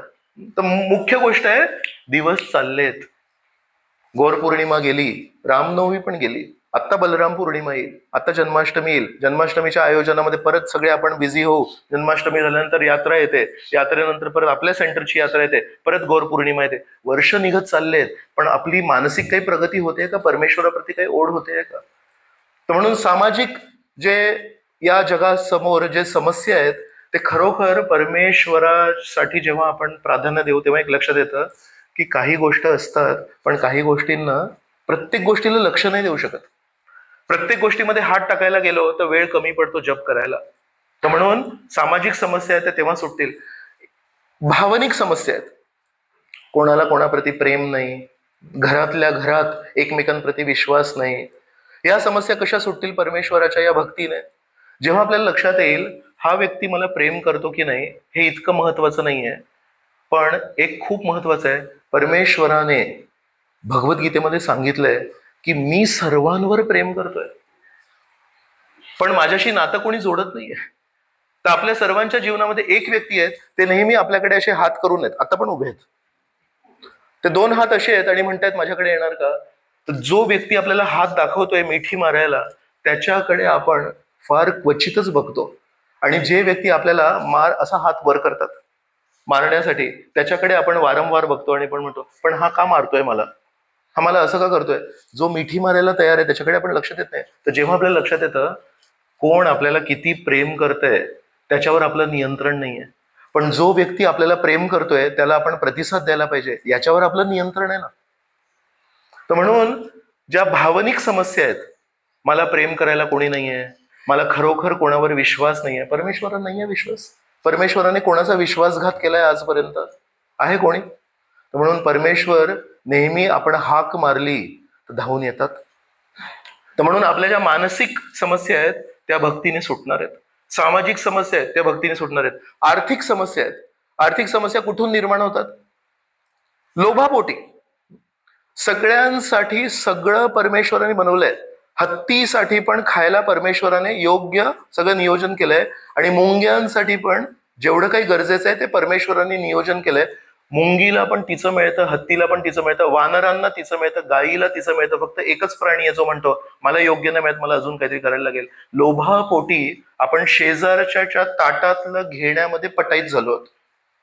म्हणून आर्थिक समस्या कुठून येतात? जेव्हा आपण गरजेपेक्षा जास्ती पळतो, जेव्हा आपल्या लोभाला आपण बंधन नाही करत, आणि हे पण पाहिजे, ते पण पाहिजे, हे पण पाहिजे, ते पण पाहिजे, तर ते कधी सुटणारच नाहीये. तर जेव्हा आपल्याला लक्षात येतं की अरे परमेश्वर दाते आहेत, दाता, परमेश्वर व्यक्ती आहेत देणारे, परमेश्वर पूर्ण पक्ष्यांना खाऊ घालतायत. कुठला पक्षी तुम्हाला उपोषणामुळे असा खाली पडलेला दिसला सांगा तुम्ही लोक? तुमच्यातले काही शेतकरी पण आहेत, शेतीचा अनुभव आहे तुम्हाला, चला मी तर शहरातला आहे, मला नाही कळत एवढ्या गोष्टी. कुठला पक्षी कधी असा पडला खाली आणि असा एकदम बारीक असा हडकुळा झालाय, हाडं दिसत आहेत त्याचे, उपोषण खायला नाही मिळालं त्याला? कुठला गाढव, कुठला घोडा तुम्हाला बघितलं, अरे बघा याचे हाडं दिसतात, बिचारायला खायला नाही मिळालं? सगळ्यांना खायला देत आहेत. एक उत्तर भारतामध्ये एक साधू आहेत, तर ते म्हणतात, अजगर करे क्या चाकरी, पक्षी करे क्या काम. अजगर करे क्या चाकरी. अजगर आहे, तो काय काम करतो रे, कुठली नोकरी करतो तो तिथे एका ठिकाणी बसलेला असतो आणि एक प्राणी येतो तिकडे, तिथे उभा राहतो, बरोबर, आणि अजगर मग त्याला विळखा घालतो आणि त्याला समाप्त करतो. त्याला अजगर काम करतो का? अजगर जातो का मारायला, दंश करायला अजगर जातो का? तो म्हणतो अजगर करे क्या चाकरी, पक्षी करे क्या काम, दास मलूका कह गए सबका दाता राम. तर मलूका दास या साधूचं नाव आहे. म्हणतो दास मलूका कह गए सबका दाता राम. पक्ष्यांनी कुठे नोकरी केली आहे, हत्तीनी कुठे नोकरी केली आहे. तर म्हणून आर्थिक समस्या कधी सुटतील, जेव्हा लक्षात येईल अरे देणारा व्यक्ती तर तो आहे, जो देतोय त्याच्या हाताला आपण कधी स्तुती नाही करत. आणि सगळ्यांची स्तुती करतो का? साहेबांची स्तुती केल्यावर ऑफिसमधले जे साहेब आहेत त्यांची स्तुती केली तर मला प्रमोशन देतील, पण प्रमोशन देणं एवढं सोपं नाही आहे. ऑफिसमधले जे बॉस आहेत ते आपल्याकडून अजून पण भरपूर कामं करून घेतात. रविवारच्या दिवशी भागवतम क्लासला जायला जेव्हा आपण निघतो तेव्हा म्हणतात की ही फाईल आज कंप्लीट करायची आहे म्हणून. तर त्या छोट्याशा बॉसला प्रसन्न करता करता हे जे खरे आपले स्वामी आहेत त्यांच्याकडे दुर्लक्ष होतं आपलं. म्हणून सामाजिक समस्या कधी सुटतील, जेव्हा आपण भक्ती करू. आर्थिक समस्या कधी सुटतील, जेव्हा आपण भक्ती करू. भावनिक समस्या कधी सुटतील, जेव्हा आपण भक्ती करू. पर्यावरणाच्या समस्या पण आजकाल खूप श्रेष्ठ आहेत. इतकं प्रदूषण आहे. पर्यावरणाच्या समस्या कधी सुटतील, जेव्हा आपण या नदीला बघतोय ही माझ्या शोषणासाठी बनवली आहे नदी, मी याच्यामध्ये सगळी घाण टाकेन, जे करायचं ते करीन, माझ्या घराला स्वच्छ ठेवेन, माझ्या शहराला स्वच्छ ठेवेन, तेव्हापर्यंत ह्या पर्यावरणाच्या ज्या समस्या आहेत त्या काही सुटणार नाहीयेत. पर्यावरणाच्या समस्या केव्हा सुटतील, जेव्हा आपण म्हणू ही जी भूमी देवी आहे ही वराह देवांची पत्नी आहे. भूमी देवी माझ्या शोषणासाठी नाही आहे. विष्णू पत्नी नमस्तुभ्यम पादस्पर्शम क्षमस्व मे. जेव्हा आपण सकाळी उठतो आणि जेव्हा बिछाण्यावरून उठतो तेव्हा जेव्हा भूमीला पाय लावतो तेव्हा एक आपण श्लोक म्हणायला पाहिजे. काय आहे? समुद्रे वसनम देवी पर्वते स्तनमंडले विष्णू पत्नी नमस्तुभ्यम पादस्पर्शम क्षमस्व मे. समुद्रे वसनम देवी, हे समुद्र आहे हे तुझे साडी आहे, तुझ्या पूर्ण शरीरावर आहे. पर्वते स्तनमंडले आणि विष्णू पत्नी नमस्तुभ्यम, तुम्ही विष्णू पत्नी आहात. पादस्पर्शम, लक्ष्मी देवीला कधी पाय नाही मारायची हिंमत नाही कोणाची, है ना. लक्ष्मी पूजन करतो ना आपण दिवाळीच्या दिवशी, लक्ष्मीला पण विष्णू पत्नी नमस्तुभ्यम. तर जेव्हा आपल्याला कळेल की भावनिक आपल्याला जी सॅटिस्फॅक्शन, भावनिक आपल्याला जे पूर्णत्व पाहिजे ते आपल्याला एका जीवात्म्याकडून कधीच नाही मिळणार. कारण तो जीवात्मा आहे तो सीमित आहे, तो जीवात्मा आहे तो मर्यादित आहे, त्याचे स्वतःचे त्याच्या जीवनामध्ये लढे चालू आहेत. तर तो तुम्हाला पूर्णपणे झोकून प्रेम कसं करेल? खरं झोकून देणारं प्रेम तो व्यक्ती करू शकतो ज्याच्या व्यक्तीमध्ये, त्याच्या जीवनामध्ये समस्या नाही आहेत आणि तो केवळ एकमेकांशी आदान प्रदान करण्यासाठी उत्सुक आहे. ते परमेश्वर आहे. म्हणून भावनिक समस्या, सामाजिक समस्या, आर्थिक समस्या, पर्यावरणाच्या समस्या या खरोखर जर सोडायच्या असतील आपल्याला तर श्रील प्रभुपादांनी पहिल्या दिवसापासून आपल्याला मार्गदर्शन केलंय परमेश्वराला आपल्या जीवनामध्ये स्थान. पण आपल्याला ते पटत नाही आणि त्यामुळे त्या समस्या आपल्या लांबत जातात. दक्षिण भारतामध्ये रामानुजाचार्य म्हणून एक खूप मोठे आचार्य होते, तर त्यांचे प्रमुख शिष्य होते कुरेश म्हणून. तर कुरेशांचा मुलगा होता पराशर भट्ट आणि पराशर भट्ट हे खूप मोठे एक भक्त होऊन गेले. तर एकदा पराशर भट्ट रंगनाथ स्वामीच्या मंदिरात गेले आणि म्हणाले मला तुमची स्तुती करायची आहे तर मला मदत करा. तर रंगनाथ स्वामी त्यांना म्हणतात पण तू माझी स्तुती करू शकशील का पूर्णपणे? तर म्हणतात मला जे पाहिजे ते जर दिलं तर प्रयत्न तर करू शकतो. मग काय पाहिजे तुला? तर म्हणतात अनंत शेष आहेत, अनंत शेषांना सहस्त्र मुख आहेत, तर मला अनंत शेषांचे सहस्त्र मुख पाहिजेत. ते म्हणाले सहस्त्र मुख मिळाल्यानंतर तुला स्तुती करायला जमेल का? कारण अनंत शेष काळाच्या सुरुवातीपासून त्यांच्या सहस्त्र मुखांनी श्रीकृष्णांची स्तुती करतायत.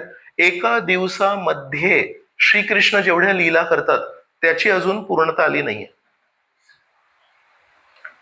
सो परमेश्वर त्यांना विचारतायत जर तुला मी अनंत शेषाचे सहस्त्र मुख दिले तर तुला जमेल का ते? तर म्हणाले तुम्ही दिला तर प्रयत्न तरी करीन. तर परमेश्वर खरोखर पराशर भट्टला सहस्त्र मुख दिले आणि पहिलेच शब्द पराशर भट्टाने सांगितले, मला तुमची स्तुती नाही जमणार, मी पूर्णपणे तुमची स्तुती नाही करू शकत. तर भगवान म्हणतात, मी तुला 3 वेळा प्रश्न विचारला, तुला जमणार आहे का? तर तू काय म्हणतोस, मला द्या तर खरं. तर आता दिलं तर आता जमलं का तुला? नाही, मला तुमची स्तुती मी पूर्णपणे कधी करू नाही शकत, हे बोलायला 1000 मुख पाहिजे होते.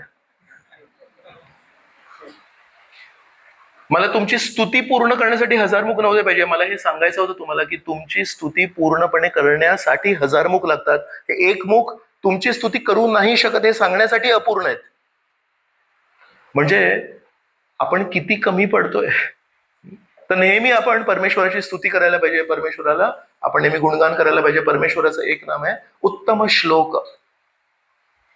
ते व्यक्ती आहेत ज्यांना उत्तम उत्तम शब्दांनी ऍक्च्युली स्तुती करायला पाहिजे. तर आपले आचार्य लोक आहेत ते या भावनेमध्ये इतके रुजलेले आहेत.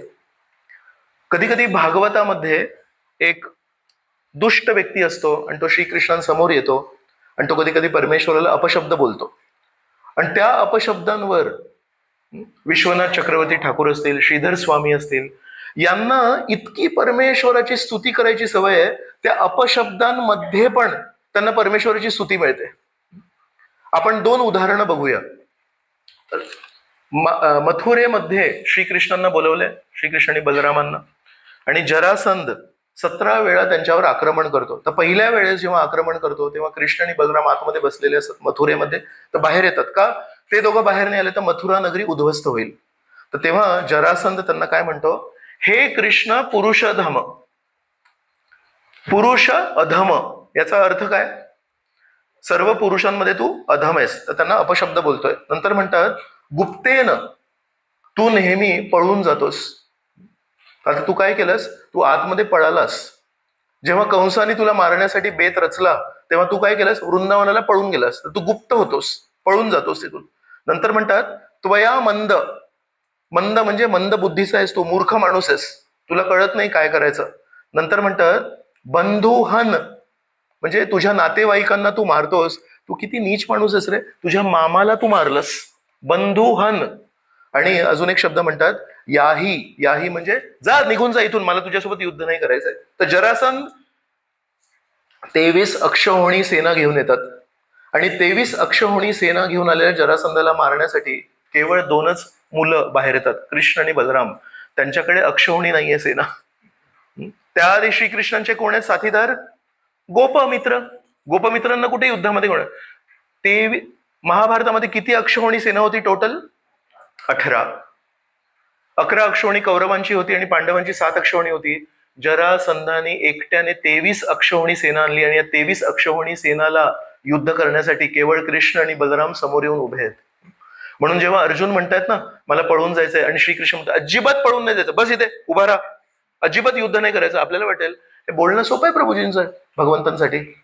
भगवंतांनी एकही श्लोक भगवद्गीतेमध्ये असा बोललेला नाहीये जो त्यांनी केलेला नाहीये. तर जेव्हा श्रीकृष्ण म्हणतात अजिबात युद्धामधून पळून नाही जायचं, कोणी असेल तरी युद्ध करायचं, श्रीकृष्णांनी लहानपणी ते केलंय. 23 अक्षौहिणी समोर स्वतः एकटे उभे राहिलेत बलरामांसह, म्हणून मग ती बोलायची शक्ती आहे. जेव्हा श्रीकृष्ण बोलतात, मात्रा स्पर्शास्तु कौंतेय शीतोष्ण सुख दुःखदा, हे अर्जुना सहन शक्ती शिक. त्याच्यासाठी रामचंद्रांचं पूर्ण जीवन आहे. श्रीकृष्णांनी मामाच्या अत्याचाराला 11 वर्ष सहन केलं आणि रामचंद्रांनी सावत्र आईच्या अत्याचाराला 14 वर्ष सहन केलं. आणि पूर्ण आयुष्य रामचंद्रांचं काय आहे? लोकांनी आरोप केले आणि रामचंद्रांनी ते सहन केले. एका धोब्याची हिंमत. सीतादेवींबद्दल बोलतात, रामचंद्रांना माहिती आहे सीतादेवी किती शुद्ध आहेत. रामचंद्रांनी पूर्ण आयुष्य जीवन जगले. मात्रा स्पर्शास्तु कौंतेय शीतोष्ण सुख दुःखदा. म्हणून मग त्या जिभेला ती शक्ती मिळते बोलायला. अर्जुना सहनशक्ती शिक. जर या दृष्टीने तुम्ही जर भगवद्गीतेचे एक एक श्लोक बघितले, तुम्ही त्यांच्या सर्व अवतारांमध्ये एक एक घटना तुम्ही शोधून काढू शकता की श्रीकृष्ण भगवद्गीतेमध्ये हा जो उपदेश देतात अर्जुनाला, त्याच्या मागे ते तसं जीवन जगले आहेत म्हणून ते तसं बोलू शकतात. तर श्रीधर स्वामी आपले आचार्य आहेत, ते म्हणतात हा पुरुषाधम जो शब्द आहे त्याचा अर्थ काय? तर म्हणतात ज्यांच्या समोर सगळे व्यक्ती अधम ठरतात ते पुरुषोत्तम. 15वा अध्याय भगवद्गीतेचं त्याचं नाव आहे पुरुषोत्तम योग. तर 18व्या श्लोकामध्ये श्रीकृष्ण काय म्हणतात, अथ लोकेच वेदेत प्रथितः पुरुषोत्तम उत्तम पुरुषस्तु अन्यम परमात्मेति उदाहरित अथ लोकेच वेदेच प्रथितः पुरुषोत्तम. श्रीकृष्ण म्हणतात दोन प्रकारचे लोक आहेत या जगामध्ये. द्वाव इमाव पुरुषौ लोके क्षर अक्षर एवच. क्षर सर्वानी भूतानी कुटस्थ अक्षर उच्चते. म्हणतात या जगामध्ये दोन प्रकारचे लोक आहेत, ज्यांचं पतन होतं आणि ज्यांचं पतन होत नाही. क्षर अक्षर एवच. पण म्हणतात उत्तम पुरुषस्तु अन्य, पण या दोन व्यक्तींच्या पलीकडे एक तिसरा व्यक्ती आहे आणि म्हणतात अथ लोकेच्या वेदेच्या, वेदांमध्ये आणि या जगामध्ये त्या व्यक्तीला पुरुषोत्तम म्हणतात, म्हणून मी तो पुरुषोत्तम आहे. तर श्रीधर स्वामी म्हणतात जेव्हा जरासंध श्रीकृष्णांना पुरुषाधम म्हणतोय, ऍक्च्युली त्याला म्हणायचंय हा असा पुरुष आहे ज्यांच्या समोर पूर्ण जग अधम ठरतं, म्हणून हा पुरुषोत्तम आहे. गुप्तेन म्हणजे म्हणतात श्रीकृष्ण इतके गुप्त व्यक्ती आहेत, प्रत्येकाच्या हृदयामध्ये राहतात पण कोणाला माहिती नाही, म्हणून बरोबर आहे गुप्तेन. मग म्हणतात त्वया मंद, म्हणजे म्हणतात की तू मंद बुद्धी आहेस, तुला अक्कल नाही. तर म्हणतात ऍक्च्युली श्रीकृष्णांना एक मंद व्यक्ती समजू शकत नाही. त्वया अमंद, तुला फक्त जे अमंद व्यक्ती आहेत, जे हुशार व्यक्ती आहेत तेच समजू शकतात. आणि म्हणतात मग बंधुहन, बंधुहन म्हणजे नातेवाईकांना मारणारा, तू मामाला मारणार आहेस. तर श्रीधर स्वामी म्हणतात बंधू हा शब्द मूळ शब्दातून येतो बंध म्हणून, म्हणजे नातेवाईकांशी आपली आसक्ती होते तर आपण त्या बंधनामध्ये, प्रेमाच्या रेशीम गाठी है ना, मराठीमध्ये असा शब्द आहे ना रेशीम गाठी, तर गाठ पडते ना संबंधांमध्ये.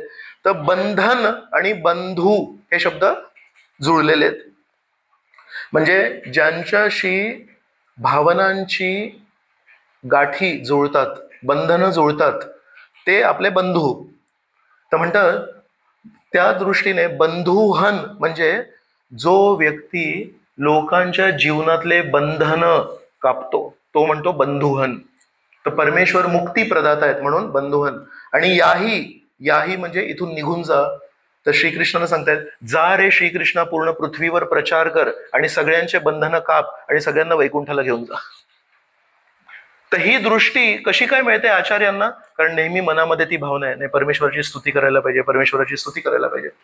जेव्हा इंद्र आहे, आपण एक उदाहरण बघूया. इंद्राला जेव्हा खबर मिळते की श्रीकृष्णांनी माझी पूजा थांबवली, तेव्हा इंद्राला इतका कोप होतो, म्हणतो वाचालम बालिशम स्तब्धम अज्ञम पंडित मानिनम. काय काय शब्द बोलला बघा. वाचालम हा लहान मुलगा खूप जास्ती बोलतोय, बालिशम पोरकट आहे, याला कळत नाही कोणाची पूजा थांबवतोय. स्तब्धम, स्तब्धम म्हणजे हा खूप गर्विष्ठ आहे मुलगा. अज्ञम याला माहिती नाही मी कोण आहे. आणि पंडित मानिनम खूप स्वतःला मोठा खूप पंडित मानतोय. कृष्णम मर्त्यम उपाश्रित्य गोपहमे चक्रू अप्रियम. हा मर्त्य एक लहानसा पृथ्वीवरचा मुलगा आहे कृष्ण नावाचा, याचा आश्रय घेऊन हे जे गोप आहेत यांनी माझ्या विरुद्ध पाय उचललाय, आता मी दाखवतो काय करतो म्हणून. या श्लोकावर श्रीधर स्वामी म्हणतात की या एकेका शब्दाचा अर्थ काय. तर म्हणतात वाचालम, वाचालम म्हणजे श्रीकृष्ण खूप बोलतो. तर म्हणतात ऍक्च्युली इंद्र म्हणतोय श्रीकृष्ण नेहमी वेदांवर आधारित सर्वांना उपदेश करत असतात, हितकारक उपदेश करत असतात. तर उपदेश करणारा व्यक्ती खूप जास्ती बोलतो. तर म्हणतात वाचालम म्हणजे वेदांवर आधारित नेहमी उपदेश करत असतात श्रीकृष्ण. बालिशम त्याला म्हणायचं इंद्राला हा बालिश मुलगा आहे, पोरकट मुलगा आहे. पण बालिशमचा एक दुसरा अर्थ आहे, लहान मुलं आहेत ना निरागस असतात. तर कोणी मोठा व्यक्ती जर निरागस असेल तर म्हणतात हा लहान मुलासारखा निरागस आहे. तर म्हणतात श्रीकृष्णांची स्तुती करतायत की श्रीकृष्ण खूप निरागस व्यक्ती आहेत. स्तब्धम म्हणजे गर्विष्ठ आहे, हा कोणासमोर कधी नमन नाही करत. तर श्रीधर स्वामी म्हणतात स्तब्धम म्हणजे श्रीकृष्णांना कोणाला नमस्कार करायची गरज नाही, कारण पूर्ण जग नेहमी श्रीकृष्णांना नमस्कार करतं. असा कोण व्यक्ती आहे ज्याला श्रीकृष्णांना नमस्कार करायची गरज आहे. मग म्हणतात अज्ञम, परत तोच शब्द आला अज्ञम. अज्ञम म्हणजे कुठलं असं ज्ञान आहे जे श्रीकृष्णांना माहिती नाहीये. पंडित मानिनम पूर्ण जग या श्रीकृष्णांना खूप हुशार व्यक्ती मानतात म्हणून पंडित मानिनम. आणि म्हणतात कृष्णम मर्त्यम उपाश्रित्य, हा मर्त्य आहे, हा मर्त्य लोकाचा आहे. तर श्रीधर स्वामी म्हणतात ते स्तुती करतायत आहेत हे परमेश्वर. पण यांचा किती मोठेपणा आहे की मर्त्य लोकावर, या पृथ्वीवर यांनी जन्म घेतलाय तुम्हा आम्हा सारख्या साधारण लोकांना आपल्या प्रती आकर्षित करण्यासाठी. नाहीतर वैकुंठातल्या विष्णूला, वैकुंठातल्या परमेश्वराला या जगामध्ये येण्याची काय गरज आहे. तर आचार्यांची इतकी खोल ती वृत्ती आहे नेहमी परमेश्वराची स्तुती करायची, की जिथे परमेश्वराचा अपमान होतोय तिथे पण त्यांना त्यांची स्तुती दिसते. ही दृष्टी आपल्याला निर्माण करण्याची खूप जास्ती गरज आहे. कधी कधी जेव्हा देवता लोक परमेश्वराची स्तुती करतात तेव्हा वेदांमधून काही श्लोक शोधून काढतात.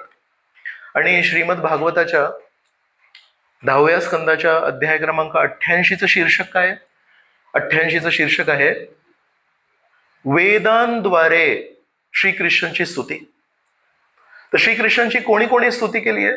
देवतांनी स्तुती केली आहे, इंद्राने केली आहे, ब्रह्मदेवांनी केली आहे, शंकराने केली आहे, मनुष्यांनी त्यांची स्तुती केली आहे, गोपकुमारांनी त्यांची स्तुती केली आहे, गोपिकांनी त्यांची स्तुती केली आहे. पण असा कोण व्यक्ती आहे का की वेद स्वतः व्यक्ती रूपामध्ये त्या व्यक्तीची स्तुती करतात? तर भागवतामध्ये 10व्या स्कंदामध्ये कृष्ण लीलेमध्ये एक पूर्ण अध्याय आहे. उपनिषद एक व्यक्तिगत रूप घेतात आणि परमेश्वराची स्तुती करतात. सर्व पुराण एक व्यक्तिगत रूप घेतात आणि परमेश्वराची स्तुती. ऋग्वेद, यजुर्वेद, अथर्ववेद, सामवेद हे एक व्यक्तीचं रूप घेतात आणि आपल्या मुखाने स्वतः श्रीकृष्णांसमोर जाऊन श्रीकृष्णांची स्तुती करतात. विचार करा, श्रीकृष्ण किती स्तुत्य व्यक्ती आहेत. तर या स्तुत्य व्यक्तीला सेवा करण्याची आणि स्तुती करण्याची सेवा आपल्याला मिळाली आहे. जेव्हा एखाद्या व्यक्तीचं आपल्या जीवनामध्ये काय योगदान आहे हे आपल्याला जर माहिती नसेल तर त्याची स्तुती करणं कदाचित आपल्याला जड जाईल. ज्या दिवशी आपल्याला कळेल या व्यक्तीच्या मुळे आपल्या जीवनामध्ये सगळं काही सोयीस्कर झालंय, तेव्हा मग नॅचरल आहे ना, स्वाभाविक आहे, त्या व्यक्तीबद्दल आपल्याला स्तुती करायची इच्छा निर्माण होईल. समाजामध्ये पण समजा आपण ज्या शहरात राहतोय त्या शहरामध्ये काही सोयी सुविधा कोणी उपलब्ध करून दिल्या असतील, ज्या शहरामध्ये पाणी पुरवठा नव्हता आणि त्या शहरासाठी जर पाणी पुरवठा कोणी उपलब्ध करून दिला असेल, आता खूप छान मुबलक पाणी इथे मिळतंय, तर त्या व्यक्तीप्रती आपल्या मनामध्ये कृतज्ञता निर्माण होते आणि मग आपण स्वाभाविक आहे संधी शोधतो, अरे या व्यक्तीची आपण स्तुती कशी करायची. ज्या दिवशी आपल्याला कळेल पाणी पुरवठा करून देणाऱ्या व्यक्तीची आपण स्तुती करतो, पण पाणी हे जे तत्व निर्माण करणारा व्यक्ती आहे त्याची स्तुती आपण केली का कधी? ज्यांनी वृक्षाची लागवड केली आणि ज्याच्यामुळे आपलं शहर किंवा आपलं गाव आपण एकदम हिरवगार करून ठेवलं, त्याची पण स्तुती केली. पण ज्या वृक्षांनी आपलं शहर किंवा आपलं गाव हे हिरवगार झालंय, ते वृक्ष कोणी तयार केले? ते पाणी कोणी तयार केलं? तर द्वितीय सृष्टी असते आणि एक प्राथमिक सृष्टी असते. द्वितीय सृष्टी करतायत ब्रह्मदेव आणि प्राथमिक सृष्टी करतायत परमेश्वर. एकदा असं म्हणतात एक खूप मोठे वैज्ञानिक होते, ते परमेश्वराला भेटले आणि ते वैज्ञानिक परमेश्वराला म्हणतात, तुम्ही पण सृष्टी करते आणि मी पण सृष्टी करता, मी पण वेगवेगळ्या गोष्टी बनवतो, तुम्ही पण वेगवेगळ्या गोष्टी बनवता, तर आता तुमची गरज नाही. जेव्हापर्यंत वैज्ञानिक प्रगती झाली नव्हती तेव्हापर्यंत तुमची उपस्थितीची गरज होती, तुमच्या मंदिरांची गरज होती, आता तुमची काही गरज नाही. तर परमेश्वर म्हणतात ठीक आहे, काही हरकत नाही, पण त्याला काय करायचंय, फक्त परमेश्वराला बाहेर नाही काढायचं जीवनातून, त्याला दाखवायचंय की मी परमेश्वरापेक्षा श्रेष्ठ आहे. तर म्हणतात चला एक काम करूया, तुम्ही तुमची सृष्टी करा आणि मी माझी सृष्टी करतो. काय आहे तुमची सृष्टी? तर परमेश्वर म्हणतात मी माणूस बनवला. तर म्हणतात मी पण माणूस बनवतो, बघूया काय करतो. तर परमेश्वराने माती घेतली, त्या मातीला एक आकार दिला, 2 हात 2 पाय वगैरे दिले आणि मग परमेश्वराने त्याच्यामध्ये प्राण फुंकले आणि तो जिवंत झाला माणूस. तर याने म्हणाला त्याच्यात काय मोठी गोष्ट आहे, मी पण करतो. तर त्यांनी पण माती घ्यायला सुरुवात केली. परमेश्वर आधी माती तुला स्वतःची बनवायला लागेल. मग त्याला लक्षात आलं मी जी काही सृष्टी करतोय या जगामध्ये, जे काही वस्तू निर्माण करतोय, त्यासाठी परमेश्वराने दिलेले पंचमहाभूत आहेत, पाणी, जळ, आकाश, वायू आणि अग्नी, हे वापरून करतोय. अग्नी मी नाही बनवली आहे. विटा बनवतोय पण विटेसाठी जी माती आहे ती परमेश्वराची आहे आणि त्याला भट्टीमध्ये जी आग लावतोय ती पण परमेश्वराची आहे. मग आपल्याला लक्षात येतं की परमेश्वराची स्तुती करणं किती गरजेचं आहे. द्वितीय सृष्टी करणाऱ्या व्यक्तीची आपण स्तुती करतो, पण प्राथमिक सृष्टी करणाऱ्या व्यक्तीची आपण कधी स्तुती नाही करत. तर म्हणून जेव्हा आपण श्रवण करू, जेव्हा आपण गीता वाचू, तेव्हा आपल्या लक्षात येईल परमेश्वराचं आपल्या जीवनामध्ये कुठे कुठे स्थान आहे. अन्न देणारा तो, प्राणवायू देणारा तो, पिण्यासाठी तहान लागल्यावर पाणी देणारा तो, या जगामध्ये जे काही सुंदर आहे त्याचा सृष्टीकर्ता तो, धान्य येण्यासाठी सूर्याचा निर्माण करता तो, रात्री जेव्हा शरीर दिवसामुळे तापलेलं असतं तेव्हा थंडगार चंद्रप्रकाश देणारा व्यक्ती तो. मग कळतं अरे किती ठिकाणी माझ्या जीवनामध्ये परमेश्वराचं स्थान आहे आणि त्यांचं योगदान आहे, पण परमेश्वराची मी स्तुती नाही केली. तर म्हणून तो व्यक्ती स्तुती करू शकतो किंवा तो व्यक्ती स्तुती करण्यासाठी उत्तेजित होईल जो श्रवण ध्यानपूर्वक करेल.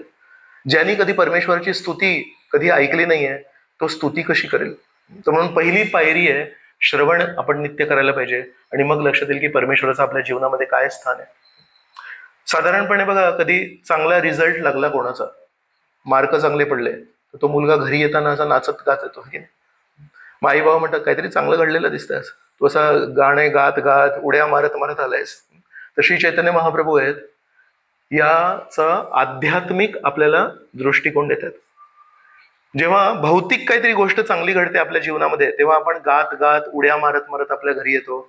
श्री चैतन्य महाप्रभूंचा स्तर आहे परमेश्वराबद्दल नित्यचिंतन करतायत, तर परमेश्वराबद्दल आध्यात्मिक ते नेहमी बघतात की परमेश्वर माझ्या जीवनामध्ये किती महत्वाचे आहेत, परमेश्वराने माझ्या जीवनामध्ये काय काय केलंय.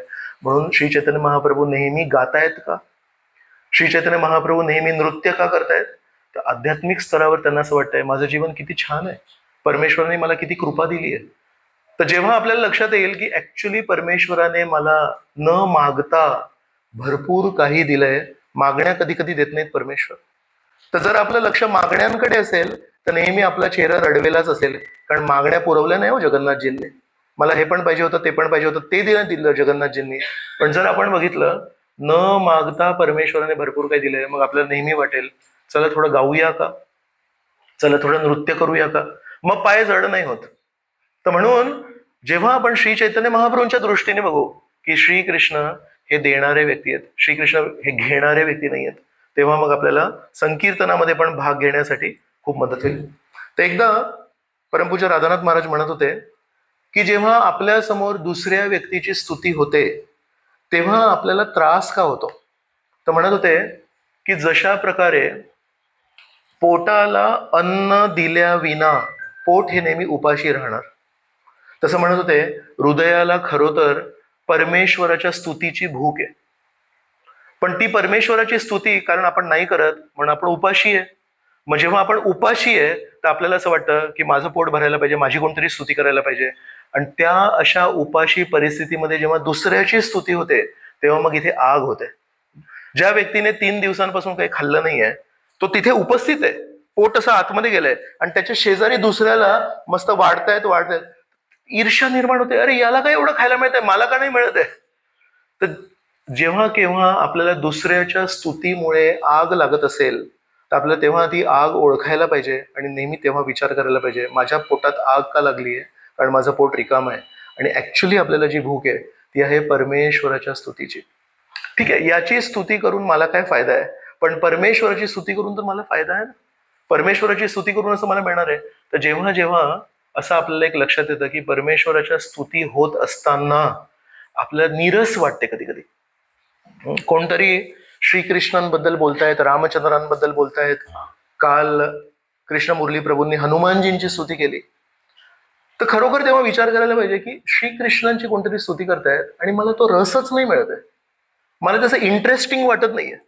श्रीकृष्णांनी असं केलं, श्रीकृष्णांनी तसं केलं, श्रीकृष्णांनी त्या भक्ताला तशी मदत केली, श्रीकृष्णांनी याला कृपा दिली, त्याच्यामध्ये रसच येत नाही आपल्याला. तर ज्या प्रमाणात कृष्ण कथेमध्ये, राम कथेमध्ये, हनुमान कथेमध्ये आपल्याला रस नाही येत त्या प्रमाणामध्ये आपल्याला समजायला पाहिजे आपल्याला इथे पोटाला उपवास लागलाय, उपाशी आहोत आपण. तर जेव्हा प्रचंड मात्रेमध्ये ऍक्च्युली आपण कृष्ण कथा ऐकू, हरिकथा ऐकू, तेव्हा ते पोट जेव्हा शांत होईल तेव्हा शेजारच्याला 2 गुलाबजाम आपल्यापेक्षा जास्ती मिळू दे पण त्याचा त्रास होत नाही.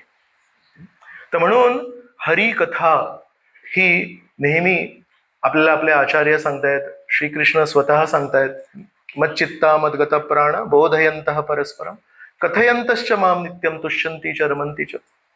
वारंवार आपल्याला सांगतायत आपल्याला भगवंतांना तीव्र प्रार्थना करायला पाहिजे, हे परमेश्वरा तुझी स्तुती करत असताना पण नीरस वाटतं, काय माझी दयनीय परिस्थिती आहे, माझ्या शेजारच्याची जेव्हा स्तुती होते तर तो शुद्ध अवस्था आहे, त्याची स्तुती होत असताना मला त्याच्यामध्ये रस निर्माण होणं.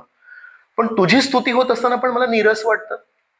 म्हणजे माझ्या मनामध्ये कृतज्ञता, माझ्या मनामध्ये भावना, माझ्या मनामध्ये काही आहे की नाही आहे.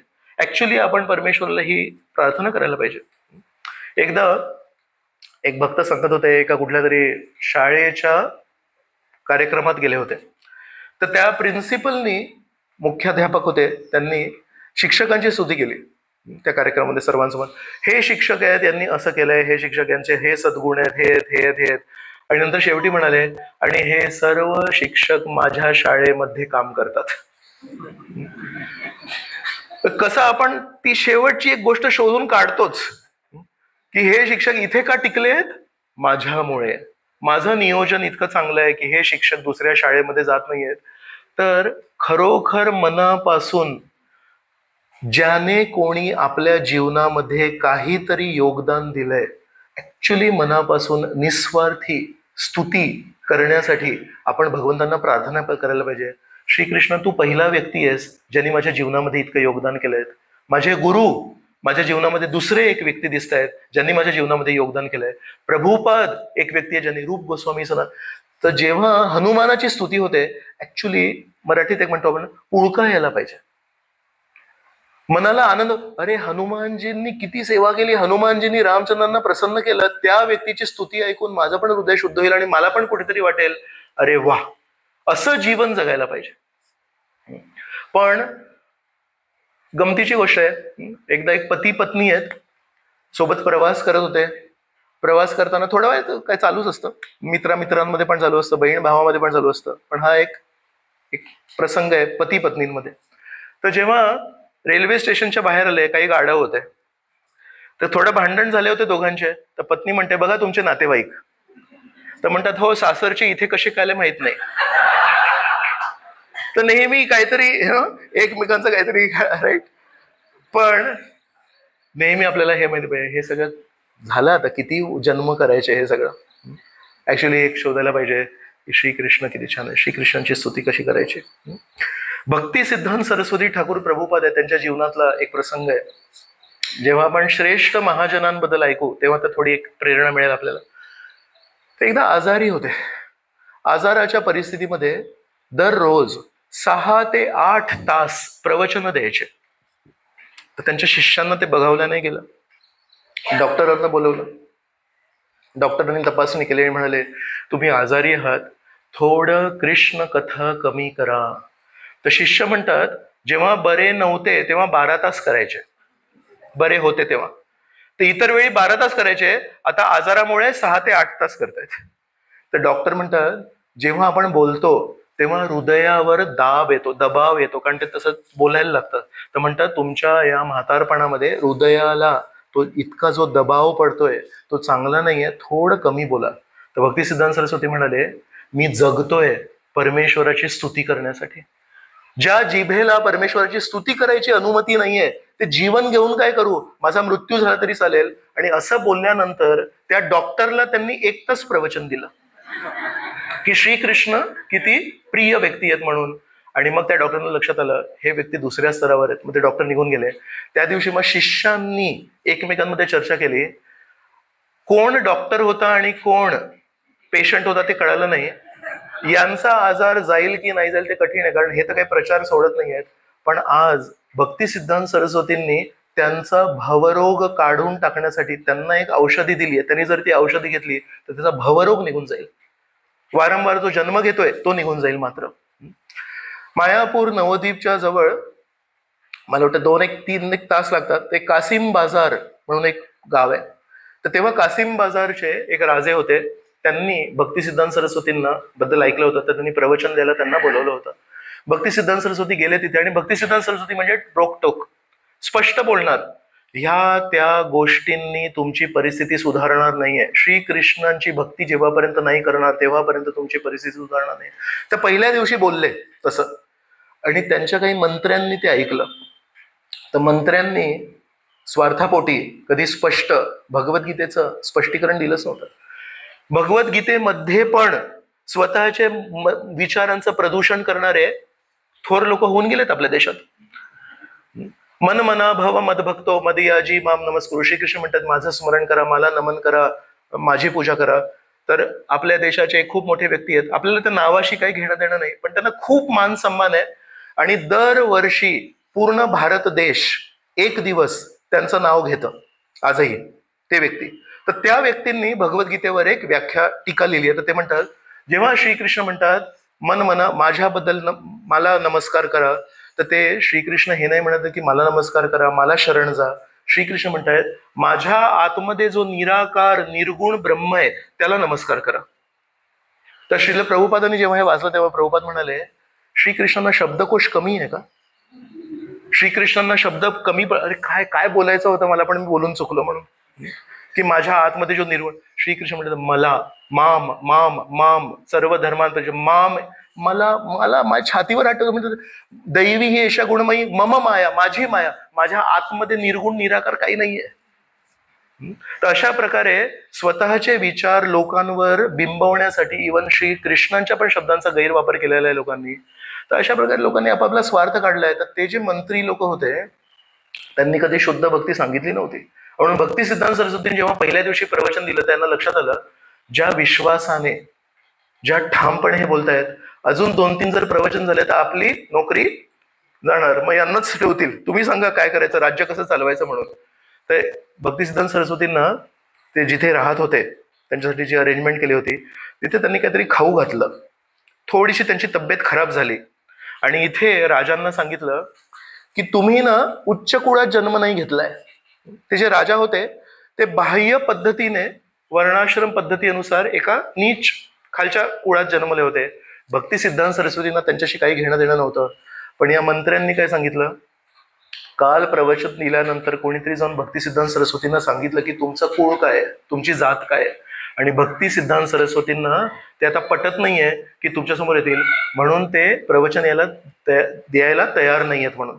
तर यांना खोटं सांगितलं भक्ती सिद्धांत सरस्वती आणि भक्ती सिद्धांत सरस्वतींना काहीतरी असं खाऊ घातलं की त्यांची तब्येत खराब झाली.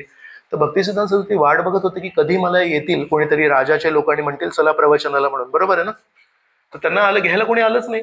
1 दिवस गेला, 2 दिवस गेले, 3ऱ्या दिवशी भक्ती सिद्धांत सरस्वतींनी वाट बघितली की कोणी आलंय का. जेव्हापर्यंत त्यांना घ्यायला नाही आले आणि जेव्हापर्यंत हरिकथेला त्यांना बोलवलं नाही, तब्येत ऑलरेडी खराब होते, त्यांनी जेवण केलं नाही. तर 3 दिवस वाट बघितली, राजाच्या दरबारातून कोणतरी येईल आणि मला सांगेल भागवतावर तुम्ही प्रवचन द्यायला येणार का. कोणी आलं नाही. भक्ती सिद्धांत सरस्वतींनी अर्ध्या रात्री तिथून निघाले आणि नवद्वीपला पोचले. आणि नवद्वीपला येऊन अर्ध्या रात्री 1 वाजता चालत चालत पोचले. आणि तिथे चालत पोचल्यानंतर त्यांनी स्वयंपाक केला, स्वतः ऑफरिंग केला आणि तो प्रसाद 3 दिवसांनी खाल्ला. पण म्हणाले ज्या ठिकाणी मला हरिकथा करायला व्यत्यय आहे त्या ठिकाणी मी कशासाठी थांबू. हे शरीर आहे हरिकथेसाठी आहे, हे शरीर आहे हरीची स्तुती करण्यासाठी आहे. तर जिथे ते नाही शक्य तिथे का करू. अशा प्रकारे आपले आचार्य आहेत ते आपल्याला सांगतायत की आपल्या शरीराचा जो योग्य एक उपयोग आहे ते आहे फक्त हरिकथेसाठी. तर आपण स्तुतीबद्दल ऐकतोय पण आपल्याला हे पण माहिती पाहिजे आपण भक्ती सिद्धांत सरस्वती नाही, आपण एसी भक्तिवेदांत स्वामी प्रभुपाद नाही. आपल्याला कदाचित रोज 1 तास 2 तास 3 तास श्रीकृष्णांबद्दल बोलण्यासाठी तेवढी शक्यता नसेल, आपल्याला संधी नसेल, आपल्याला शक्ती नसेल, आपल्याला ती बुद्धी नसेल. मग आपण काय करायचं. आजच्या श्लोकामध्ये सांगितलंय तस्माद एकेन मनसा भगवान सात्वताम पतिता ध्येयश पूज्यश्च नित्यदा. सगळ्यांसाठी सांगितलंय, तुम्हा आम्हासाठी पण सांगितलंय. आपण काय मोठे प्रचारक नाही, आपल्याला काय भागवताचा इतका सखोल अभ्यास नाही, मग आपण परमेश्वराची स्तुती कशी करू शकतो. तर कुठल्याही व्यक्तीची स्तुती करण्याचे 2 मार्ग असतात. एक म्हणजे वाचिक आणि एक असतं आपल्या जीवनशैलीने. काल हनुमान कथा होती. हनुमान कथेमध्ये हनुमानजींनी जे काही केलं त्याच्यातून हनुमानजींना काय संदेश द्यायचा होता, मी किती मोठा आहे हा संदेश द्यायचा होता. जेव्हा रावण त्यांना विचारतायत कोण आहेस रे तू, माझ्या नगरीमध्ये इंद्र येऊ शकत नाही, कोणी देवता येऊ शकत नाही, त्यांचं विमान वरून नाही जाऊ शकत, तू कुठून आलास वानर. मग तेव्हा काय म्हणतात हनुमानजी त्या सभेमध्ये, रावणाच्या सभेमध्ये काय म्हणतात, पवन पुत्र हनुमान आहे मी. बरोबर. दासोहम कौशलेंद्रस्य. माझी ओळख पाहिजे, मी आहे रामाचा दास आहे मी. मी इथे कसा आलो माहितीये तुला, महेंद्र पर्वतावर होतो मी, लंकेच्या पार, समुद्राच्या पार, आणि तिथे मी बोलो जय श्रीराम बोलून माझ्यामध्ये ती शक्ती आली. मग तिची झेप घेतली. ती मग मैनक पर्वत, सुरसा, सिमिका, लंकिनी या चारही अडथळ्यांना साफ करून मी लंकेमध्ये पोहोचलोय. इथे कसा पोहोचलो? रामचंद्रांच्या नामस्मरणाने. आणि माझी ओळख काय? रामदास. म्हणून हनुमानजी जेव्हा काही पराक्रम करतायत त्याच्यामध्ये त्यांच्या मनामध्ये किंचित मात्रही हा विचार त्यांना स्पर्श पण नाही करत. आता लोकांना कळेल पवन पुत्र असण्याचं काय सौभाग्य आहे. नेहमी मनामध्ये ही भावना आहे, रामदास असण्याचा काय सौभाग्य आहे. म्हणून हनुमानजी जेव्हा पण काही पराक्रम करतायत मनामध्ये एकच आहे, श्रीकृष्णांचा जय जयकार होऊ दे, रामचंद्रांचा जय जयकार होऊ दे. अरे ज्याचा नामस्मरणाने मी इथे आलो आणि पूर्ण लंकेला जाळलो, तो व्यक्ती जेव्हा इथे येईल तेव्हा तुझी काय होईल रे तशा रावणा. हा संदेश त्यांना द्यायचा आहे. नित्यानंद प्रभू आणि हरिदास ठाकूर आहेत जेव्हा प्रचार करतायत आणि प्रचार करता करता जेव्हा त्यांनी जगाई मधाईला बघितलं तेव्हा नित्यानंद प्रभू हरिदास ठाकूरांना काय म्हणतात, अरे हे दोघं सगळ्यात वाईट डाकू आहेत. जर आपण यांना हरिभक्ती दिली, आणि मला पूर्ण विश्वास आहे हरिभक्तीने परिवर्तन होणार. जर जगाई मधाईमध्ये परिवर्तन झालं, आपले वैद्य श्री चैतन्य यांचं औषध देऊया आपण त्यांना आपलं सदाचाराचं औषध नाही द्यायचंय, आपल्याला वैद्याचं औषध द्यायचंय.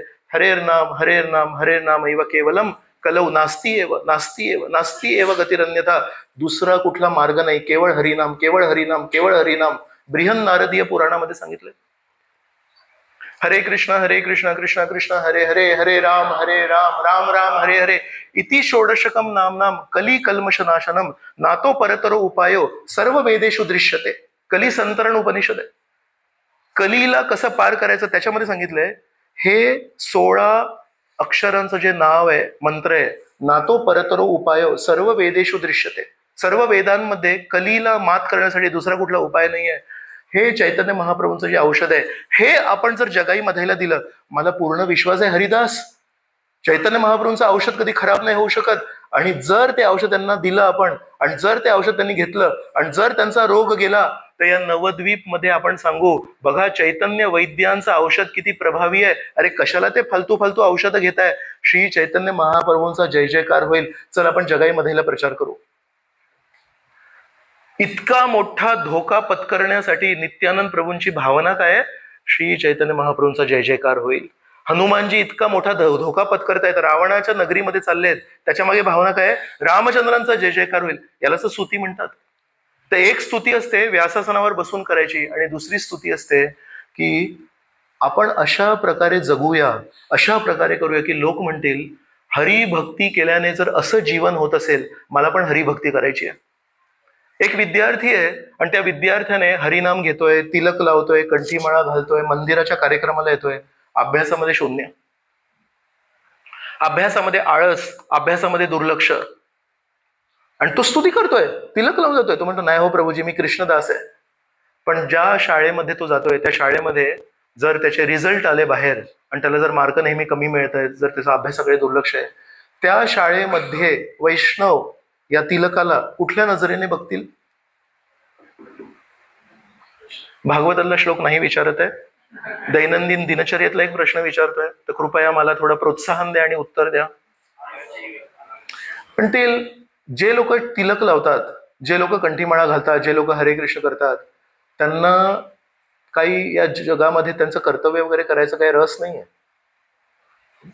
म्हणून जर आपल्याला वाचिक स्तुती करता येत नसेल तर आपल्याला एक दुसरी स्तुती आपण करू शकतो की आपण अशा प्रकारे जीवन जगू शकतो की या जगातल्या लोकांना असं वाटेल हा मार्ग जर एका व्यक्तीच्या स्वभावामध्ये, त्याच्या वागणुकीमध्ये, त्याच्या विचारांमध्ये हा फरक करत असेल तर मला पण वैष्णवता करायची, मला पण हरिनाम घ्यायचंय. तर जेव्हापर्यंत लोक मंदिरात येणार नाहीत तेव्हापर्यंत स्तुती ऐकू नाही शकत. ही स्तुती वाचिक स्तुती, कानाने जे ऐकतो ती स्तुती. आणि जेव्हापर्यंत वाचिक स्तुती नाही ऐकणार तेव्हापर्यंत हे नाही करणार की गीतेमध्ये श्रीकृष्णांनी काय काय सांगितलंय. तर वाचिक स्तुती ऐकून घेण्यासाठी, लोकांना वाचिक स्तुती ऐकवण्याची संधी देण्यासाठी एक पूर्व अट आहे.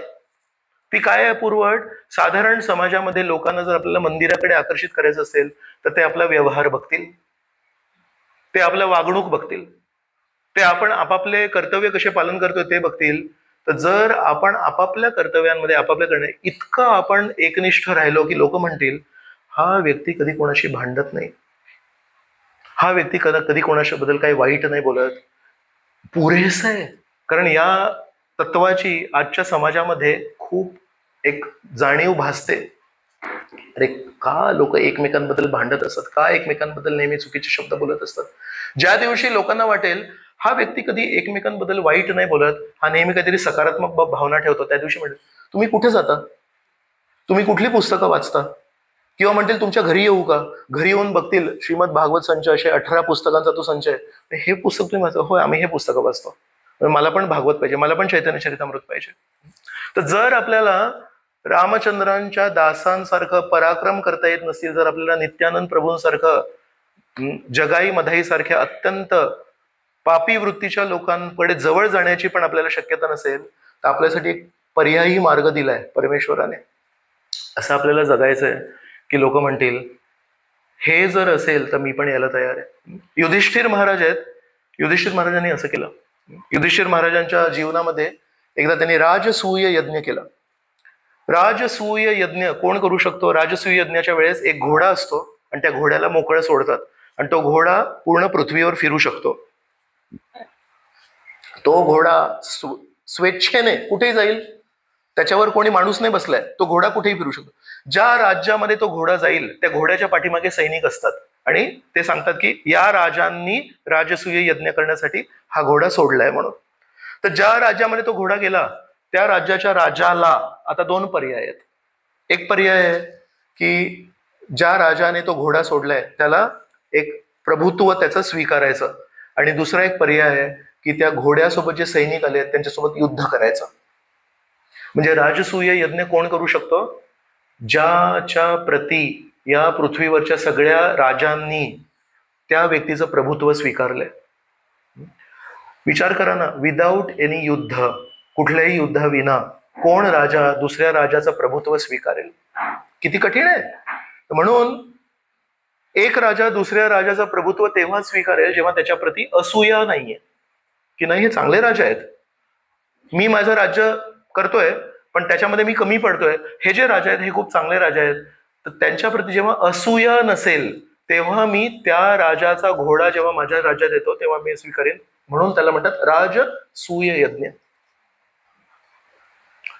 तर युधिष्ठिर महाराज म्हणजे राजसूय यज्ञ सुरू करण्यासाठी, ती तयारी करण्यासाठी, त्या घोड्याला सोडण्यासाठी आतमध्ये काय पाहिजे? चारित्र्य काय पाहिजे? जर आपण एक साधारण राजा आहे, आपण राजसूय यज्ञ करण्याची इच्छा पण नाही करू शकत, हिंमत नाही करू शकत. का? तो राजाच्या राज्यात जाईल, पहिल्या राज्यात जो घोडा जाईल तिथेच युद्ध चालू होईल. तर म्हणून राजसूय यज्ञ कोणीही नाही करू शकत. राजसूय यज्ञ करण्यासाठी ते व्यक्तिमत्व लागतं, आणि अशा प्रकारचं हे दुर्मिळ राजसूय यज्ञ युधिष्ठिर महाराजांनी केलं आणि ते यशस्वी झालं. पण आतापर्यंत जे मी वर्णन केलं त्याच्यामध्ये युधिष्ठिर महाराजांची महानता होती. युधिष्ठिर महाराज किती अजात शत्रू म्हणतात त्यांना, भागवतामध्ये एका श्लोकामध्ये येतं अजात शत्रू, म्हणजे त्यांच्या शत्रूंनी कधी जन्म नाही घेतला. तर असूया मुक्त जीवन जगतात युधिष्ठिर महाराज. आपल्याला वाटेल राजसूय यज्ञ करण्यामागे युधिष्ठिर महाराजांचं तत्व होतं की स्वतःची स्तुती करणं. पण जर आपण श्रीमद भागवतम वाचलं तर युधिष्ठिर महाराजांची मानसिकता सांगितली. युधिष्ठिर महाराजांच्या समोर श्रीकृष्ण बसले आहेत. युधिष्ठिर महाराज एकांतामध्ये श्रीकृष्णांना म्हणतात, श्रीकृष्ण मी राजसूय यज्ञ का करतोय माहितीये? तर राजसूय यज्ञ संपन्न जेव्हा होतं तेव्हा त्याच्यामध्ये पहिली एक गोष्ट करायला लागते, त्याला म्हणतात अग्रपूजा. एका श्रेष्ठ व्यक्तीची सर्वात पहिले पूजा करायला लागते, त्याच्यानंतर ते यशस्वी होतं. तर म्हणतात त्या अग्रपूजेचा स्थान मला तुम्हाला द्यायचं आहे. काही जरासंध, शिशुपाल, जयद्रथ हे जे लोक आहेत हे म्हणतात अरे हा कृष्ण लंपट आहे, हा श्रीकृष्ण चोर आहे, हा श्रीकृष्ण खोटारडा आहे, यांना अजून माहिती नाही की तुमचं खरं व्यक्तिमत्व कोण आहे. जेव्हा त्या राजसूय यज्ञ करीन मी तेव्हा सगळ्यांनी माझं स्वामित्व स्वीकारलंय आणि मी तुमची अग्रपूजा करीन, म्हणजे तुमचं स्थान सर्वश्रेष्ठ होईल. तर जेव्हा ते राजसूय यज्ञ झालं त्याच्यामध्ये श्रीकृष्णांची अग्रपूजा सुरू झाली तेव्हा तिथे ब्रह्मदेव स्वतः उपस्थित होते. का? कारण त्या राजसूय यज्ञामध्ये त्यांचे परमेश्वर श्रीकृष्ण होते. युधिष्ठिर महाराजांच्या राजसूय यज्ञामध्ये शंकर महादेव स्वयं होते. तर हे युधिष्ठिर महाराजांच्या कल्पने अतीत होतं. युधिष्ठिर महाराजांना वाटलं फक्त लोक असतील आणि लोकांमध्ये मी श्रेष्ठ आहे आणि मी श्रीकृष्णांची पूजा करतोय म्हणजे श्रीकृष्णांची ग्वाही झाली श्रीकृष्णांच्या श्रेष्ठ स्थानाची. पण गमतीची अशी गोष्ट की तिथे सर्व देवी देवता पण आले आणि सर्व देवी देवतांच्या समक्ष जेव्हा श्रीकृष्णांना अग्रपूजेसाठी निवडण्यात आलं, जर ते चुकीचं असतं तर महादेव म्हणाले असते असं तुम्ही करू शकत नाही, या साधारण व्यक्तीची पूजा तुम्ही करू शकत नाही. ब्रह्मदेव ज्यांच्या मुखातून वेद प्रकट होतात ते म्हणाले असते वेदांच्या विरुद्ध तुम्ही जाऊ शकत नाही, हे चुकीची गोष्ट करू शकत नाही. जो व्यक्ती धर्म नाश करतोय, मुलींसोबत अर्ध्या रात्री नृत्य करतोय, त्या व्यक्तीची अग्रपूजा माझ्या उपस्थितीमध्ये तुम्ही नाही करू शकत. पण युधिष्ठिर महाराजांनी त्या प्रकारे ती पूर्ण राजसूय यज्ञ केलं. अर्थात राजसूय यज्ञ करण्यासाठी किती मेहनत लागते, वर्षानुवर्षाचं चारित्र्य लागतं. पण युधिष्ठिर महाराजांनी ते सर्व वर्षानुवर्षांची मेहनत, ती अग्रपूजा श्रीकृष्णांच्या चरणी अर्पण केली आणि एवढ्या शुद्ध भावनेने ते केलं की तिथे ब्रह्मदेव पण आहेत आणि शंकरजी पण आहेत. ब्रह्मदेवांच्या उपस्थितीमध्ये, शंकरजींच्या उपस्थितीमध्ये श्रीकृष्णांची जेव्हा अग्रपूजा सुरू झाली तेव्हा एका व्यक्तीला ते सहन नाही झालं. तिथे तो शिशुपाल उठला आणि म्हणाला, थांबा, याची पूजा नाही करू शकत. तर तिथे लगेच सहदेव होता ना, सहदेव उठला आणि त्याने तलवार काढणार होता. तिथे श्रीकृष्णांनी डोळ्यांनी, मग भीष्म म्हणाले, भीष्म कारण आजोबा आहेत तर भीष्मांच्या शब्दाला मान आहे. दुसरा कोणी बोलला, तरुण मुलगा बोलला, अहो हे श्रीकृष्ण आहेत. तर कोणाला? त्या सभेमध्ये सगळ्यात वयाने श्रेष्ठ कोण आहेत? भीष्म. मग भीष्मांना लक्षात आलं हा मूर्ख आहे शिशुपाल, आता इथे काहीतरी होणार इथे. तर मग भीष्म उठले आणि भीष्म म्हणाले की नाही, मी तुम्हाला सांगतो, मला माहिती आहे योग्य काय आणि अयोग्य काय, श्रीकृष्णानंच अग्रपूजा द्यायला पाहिजे. शिशुपालाला भान नाही राहिलं. जेव्हा आग लागते तेव्हा बुद्धी भ्रष्ट होते. त्यांनी भीष्मदेवांना पण वाईट शब्द बोलले, म्हणाले याला काय अक्कल आहे, याच्या समोर काय काय झालं तर हा चुप बसला, असं एकेरी भीष्मदेवांबद्दल बोलले. तेव्हा मग सगळे जे राजे होते त्या सगळ्यांनी काढलं. कारण कोणाला कृष्ण कोण आहे ते कळतं, पण सगळ्यांना एक माहिती आहे की भीष्म आजोबा आहेत, भीष्मांनी भरपूर त्याग केलाय, भीष्माबद्दल कोणी नाही बोलू शकत. तर कृष्ण आणि भीष्माची जेव्हा अवहेलना सुरू झाली तेव्हा सगळ्यांनी तलवारी काढल्या. पण सगळ्यांनी बघितलं ज्याची अवहेलना होत होती तर हे उत्तेजित होतं, ते उत्तेजित, त्यांनी तलवार काढली, तो म्हणतो हे थांब शिशुपाल. पण श्रीकृष्णांकडे बघितलं, श्रीकृष्ण शांतपणे बसलेत. तर सगळ्यांना लक्षात आलं सगळ्यात श्रेष्ठ बुद्धी ही जगन्नाथजींची, परमेश्वराची. सगळे असे म्यानेतून आता इशारा दिला की काढतील आणि शिशुपालाला मारतील. पण श्रीकृष्ण शांतपणे बघतायत आणि ते 1, 2, 3, 4, 99. मग श्रीकृष्णाने म्हटलं तुम्हाला तुमचे हात खराब करायची गरज नाही, मी आहे ना. सुदर्शन चक्र काढलं, ते सुदर्शन चक्राने त्याचा शिरच्छेदन केलं. त्याचं जे शिर जेव्हा कापलं त्याला जर या लोकांनी तलवारीनी वगैरे जर कापलं असतं तर ते रक्त तिथे सांडलं असतं. आणि कुठल्याही यज्ञ सभेत, कारण ते पवित्र कार्य आहे, तिथे रक्ताचा एक थेंब जरी पडला तर ते प्रदूषित होतं आणि तिथे यज्ञ करू शकत नाही. म्हणून श्रीकृष्णांनी बघितलं माझा भक्त आहे, त्यांनी वर्षानुवर्ष चारित्र्य सांभाळून ठेवलंय, त्यांनी वर्षानुवर्ष मेहनत केली आहे आणि हे सगळं करण्यामागे त्याची भावना काय होती, माझी भावना नाही व्हायला पाहिजे, श्रीकृष्णांची भाव आहे. तर जर हा भक्त माझ्याप्रती इतका एकनिष्ठ आहे, त्याच्या या यज्ञाला संपन्न होण्यासाठी शिशुपालाचं जर रक्त पडलं तर ते मला आवडणार नाही. म्हणून श्रीकृष्णांनी या सगळ्यांना डोळ्यांनी सांगितलं थांबा, तुम्ही त्या तलवारींनी मारू नका, ते रक्त तिथे पडेल, हे प्रदूषित होईल. श्रीकृष्णांच्या सुदर्शन चक्राने असं चोख काम केलं की तो जो शपथ जी दिली होती 99ची ती पण झाली, शिशुपालाला सगळ्यासमोर शिरच्छेदन पण केलं. पण त्या सुदर्शन चक्राने त्या शिराला घेऊन दुसरीकडे कुठेतरी टाकलं. त्या सभेमध्ये एक रक्ताचा थेंब नाही पडला आणि शिशुपाल गेल्यानंतर ते राजसूय यज्ञ पुढे गेला. तर हनुमानजी जेव्हा मोठे मोठे पराक्रम करतात म्हणतात श्रीकृष्णांची स्तुती व्हायला पाहिजे. जगाई मधाईला उद्धार जेव्हा करतात नित्यानंद प्रभू तेव्हा म्हणतात श्री चैतन्य महाप्रभूंची स्तुती व्हायला पाहिजे. युधिष्ठिर महाराज जेव्हा अग्रपूजा करतात तेव्हा म्हणतात श्रीकृष्णांची स्तुती व्हायला पाहिजे. तशा प्रकारे आपण पण आपलं जीवन जगताना खूप मोठे मोठे पराक्रम करायचे आहेत. कमीत कमी प्रार्थना तरी करायची, परमेश्वरा माझ्याकडून काहीतरी खूप छान सेवा होऊ दे, माझ्याकडून काहीतरी मोठं काहीतरी होऊ दे. पण मोठं का करायचंय माहितीये? मला मोठं बनायसाठी नाही. जे वास्तविक मोठे आहेत ते लोकांना दिसत नाहीयेत, तर ते मोठे आहेत हे लोकांना दिसण्यासाठी मी काहीतरी मोठं करीन, लोकांचं लक्ष वेधित करीन माझ्याकडे. आणि जेव्हा लक्ष माझ्याकडे बघतील लोक, तेव्हा म्हणेन हे मी कसं केलं माहितीये? हरे कृष्ण कृष्ण कृष्ण हरे हरे, हरे राम राम राम असा हा रोज मी नित्य नियमाने जप केला. माझी जी काही सेवा होती ती मी प्रामाणिकपणे अर्पण केली आणि नेहमी या पद्धतीने जीवन जगायचा प्रयत्न केला. तर कुठेतरी श्रीकृष्णांना ते पसंत पडलं असेल, कुठेतरी प्रभुपदांना ते पसंत पडलं असेल, म्हणून माझ्याद्वारे हे असं काहीतरी घडवून घेतलं. तर तुम्ही पण हरिनाम करा, तुम्ही पण हरिकथा ऐका, तुमच्याद्वारे पण काहीतरी मोठी होईल गोष्ट. आणि सगळ्यात मोठी गोष्ट होईल की श्रीकृष्ण तुमच्यावर प्रसन्न होतील. तर श्रील प्रभुपाद आहेत. श्रील प्रभुपाद किती किती जवळचे व्यक्ती असतील श्रीकृष्णांचे, आणि त्यांची जी मानसिकता आहे ती किती पवित्र असेल, की इथे श्रीकृष्ण म्हणतायत की प्रत्येक व्यक्तीने स्तुती करायला पाहिजे. पण प्रभुपादांनी अशा प्रकारे एक चळवळ सुरू केली की प्रभुपादांच्या उपस्थितीपूर्वी श्रीकृष्णांची स्तुती जणू काही एक पाप होती. श्रीकृष्णांची स्तुती जणू काही एक चुकीचं कार्य होतं. महाराष्ट्रामध्ये पण तुकाराम महाराजांची संस्कृती आहे, पण कुठे ते त्याला एक बांध लागला होता. भक्तीची चळवळ होती ती महाराष्ट्रामध्ये केवळ काही भागांमध्ये सीमित झाली होती.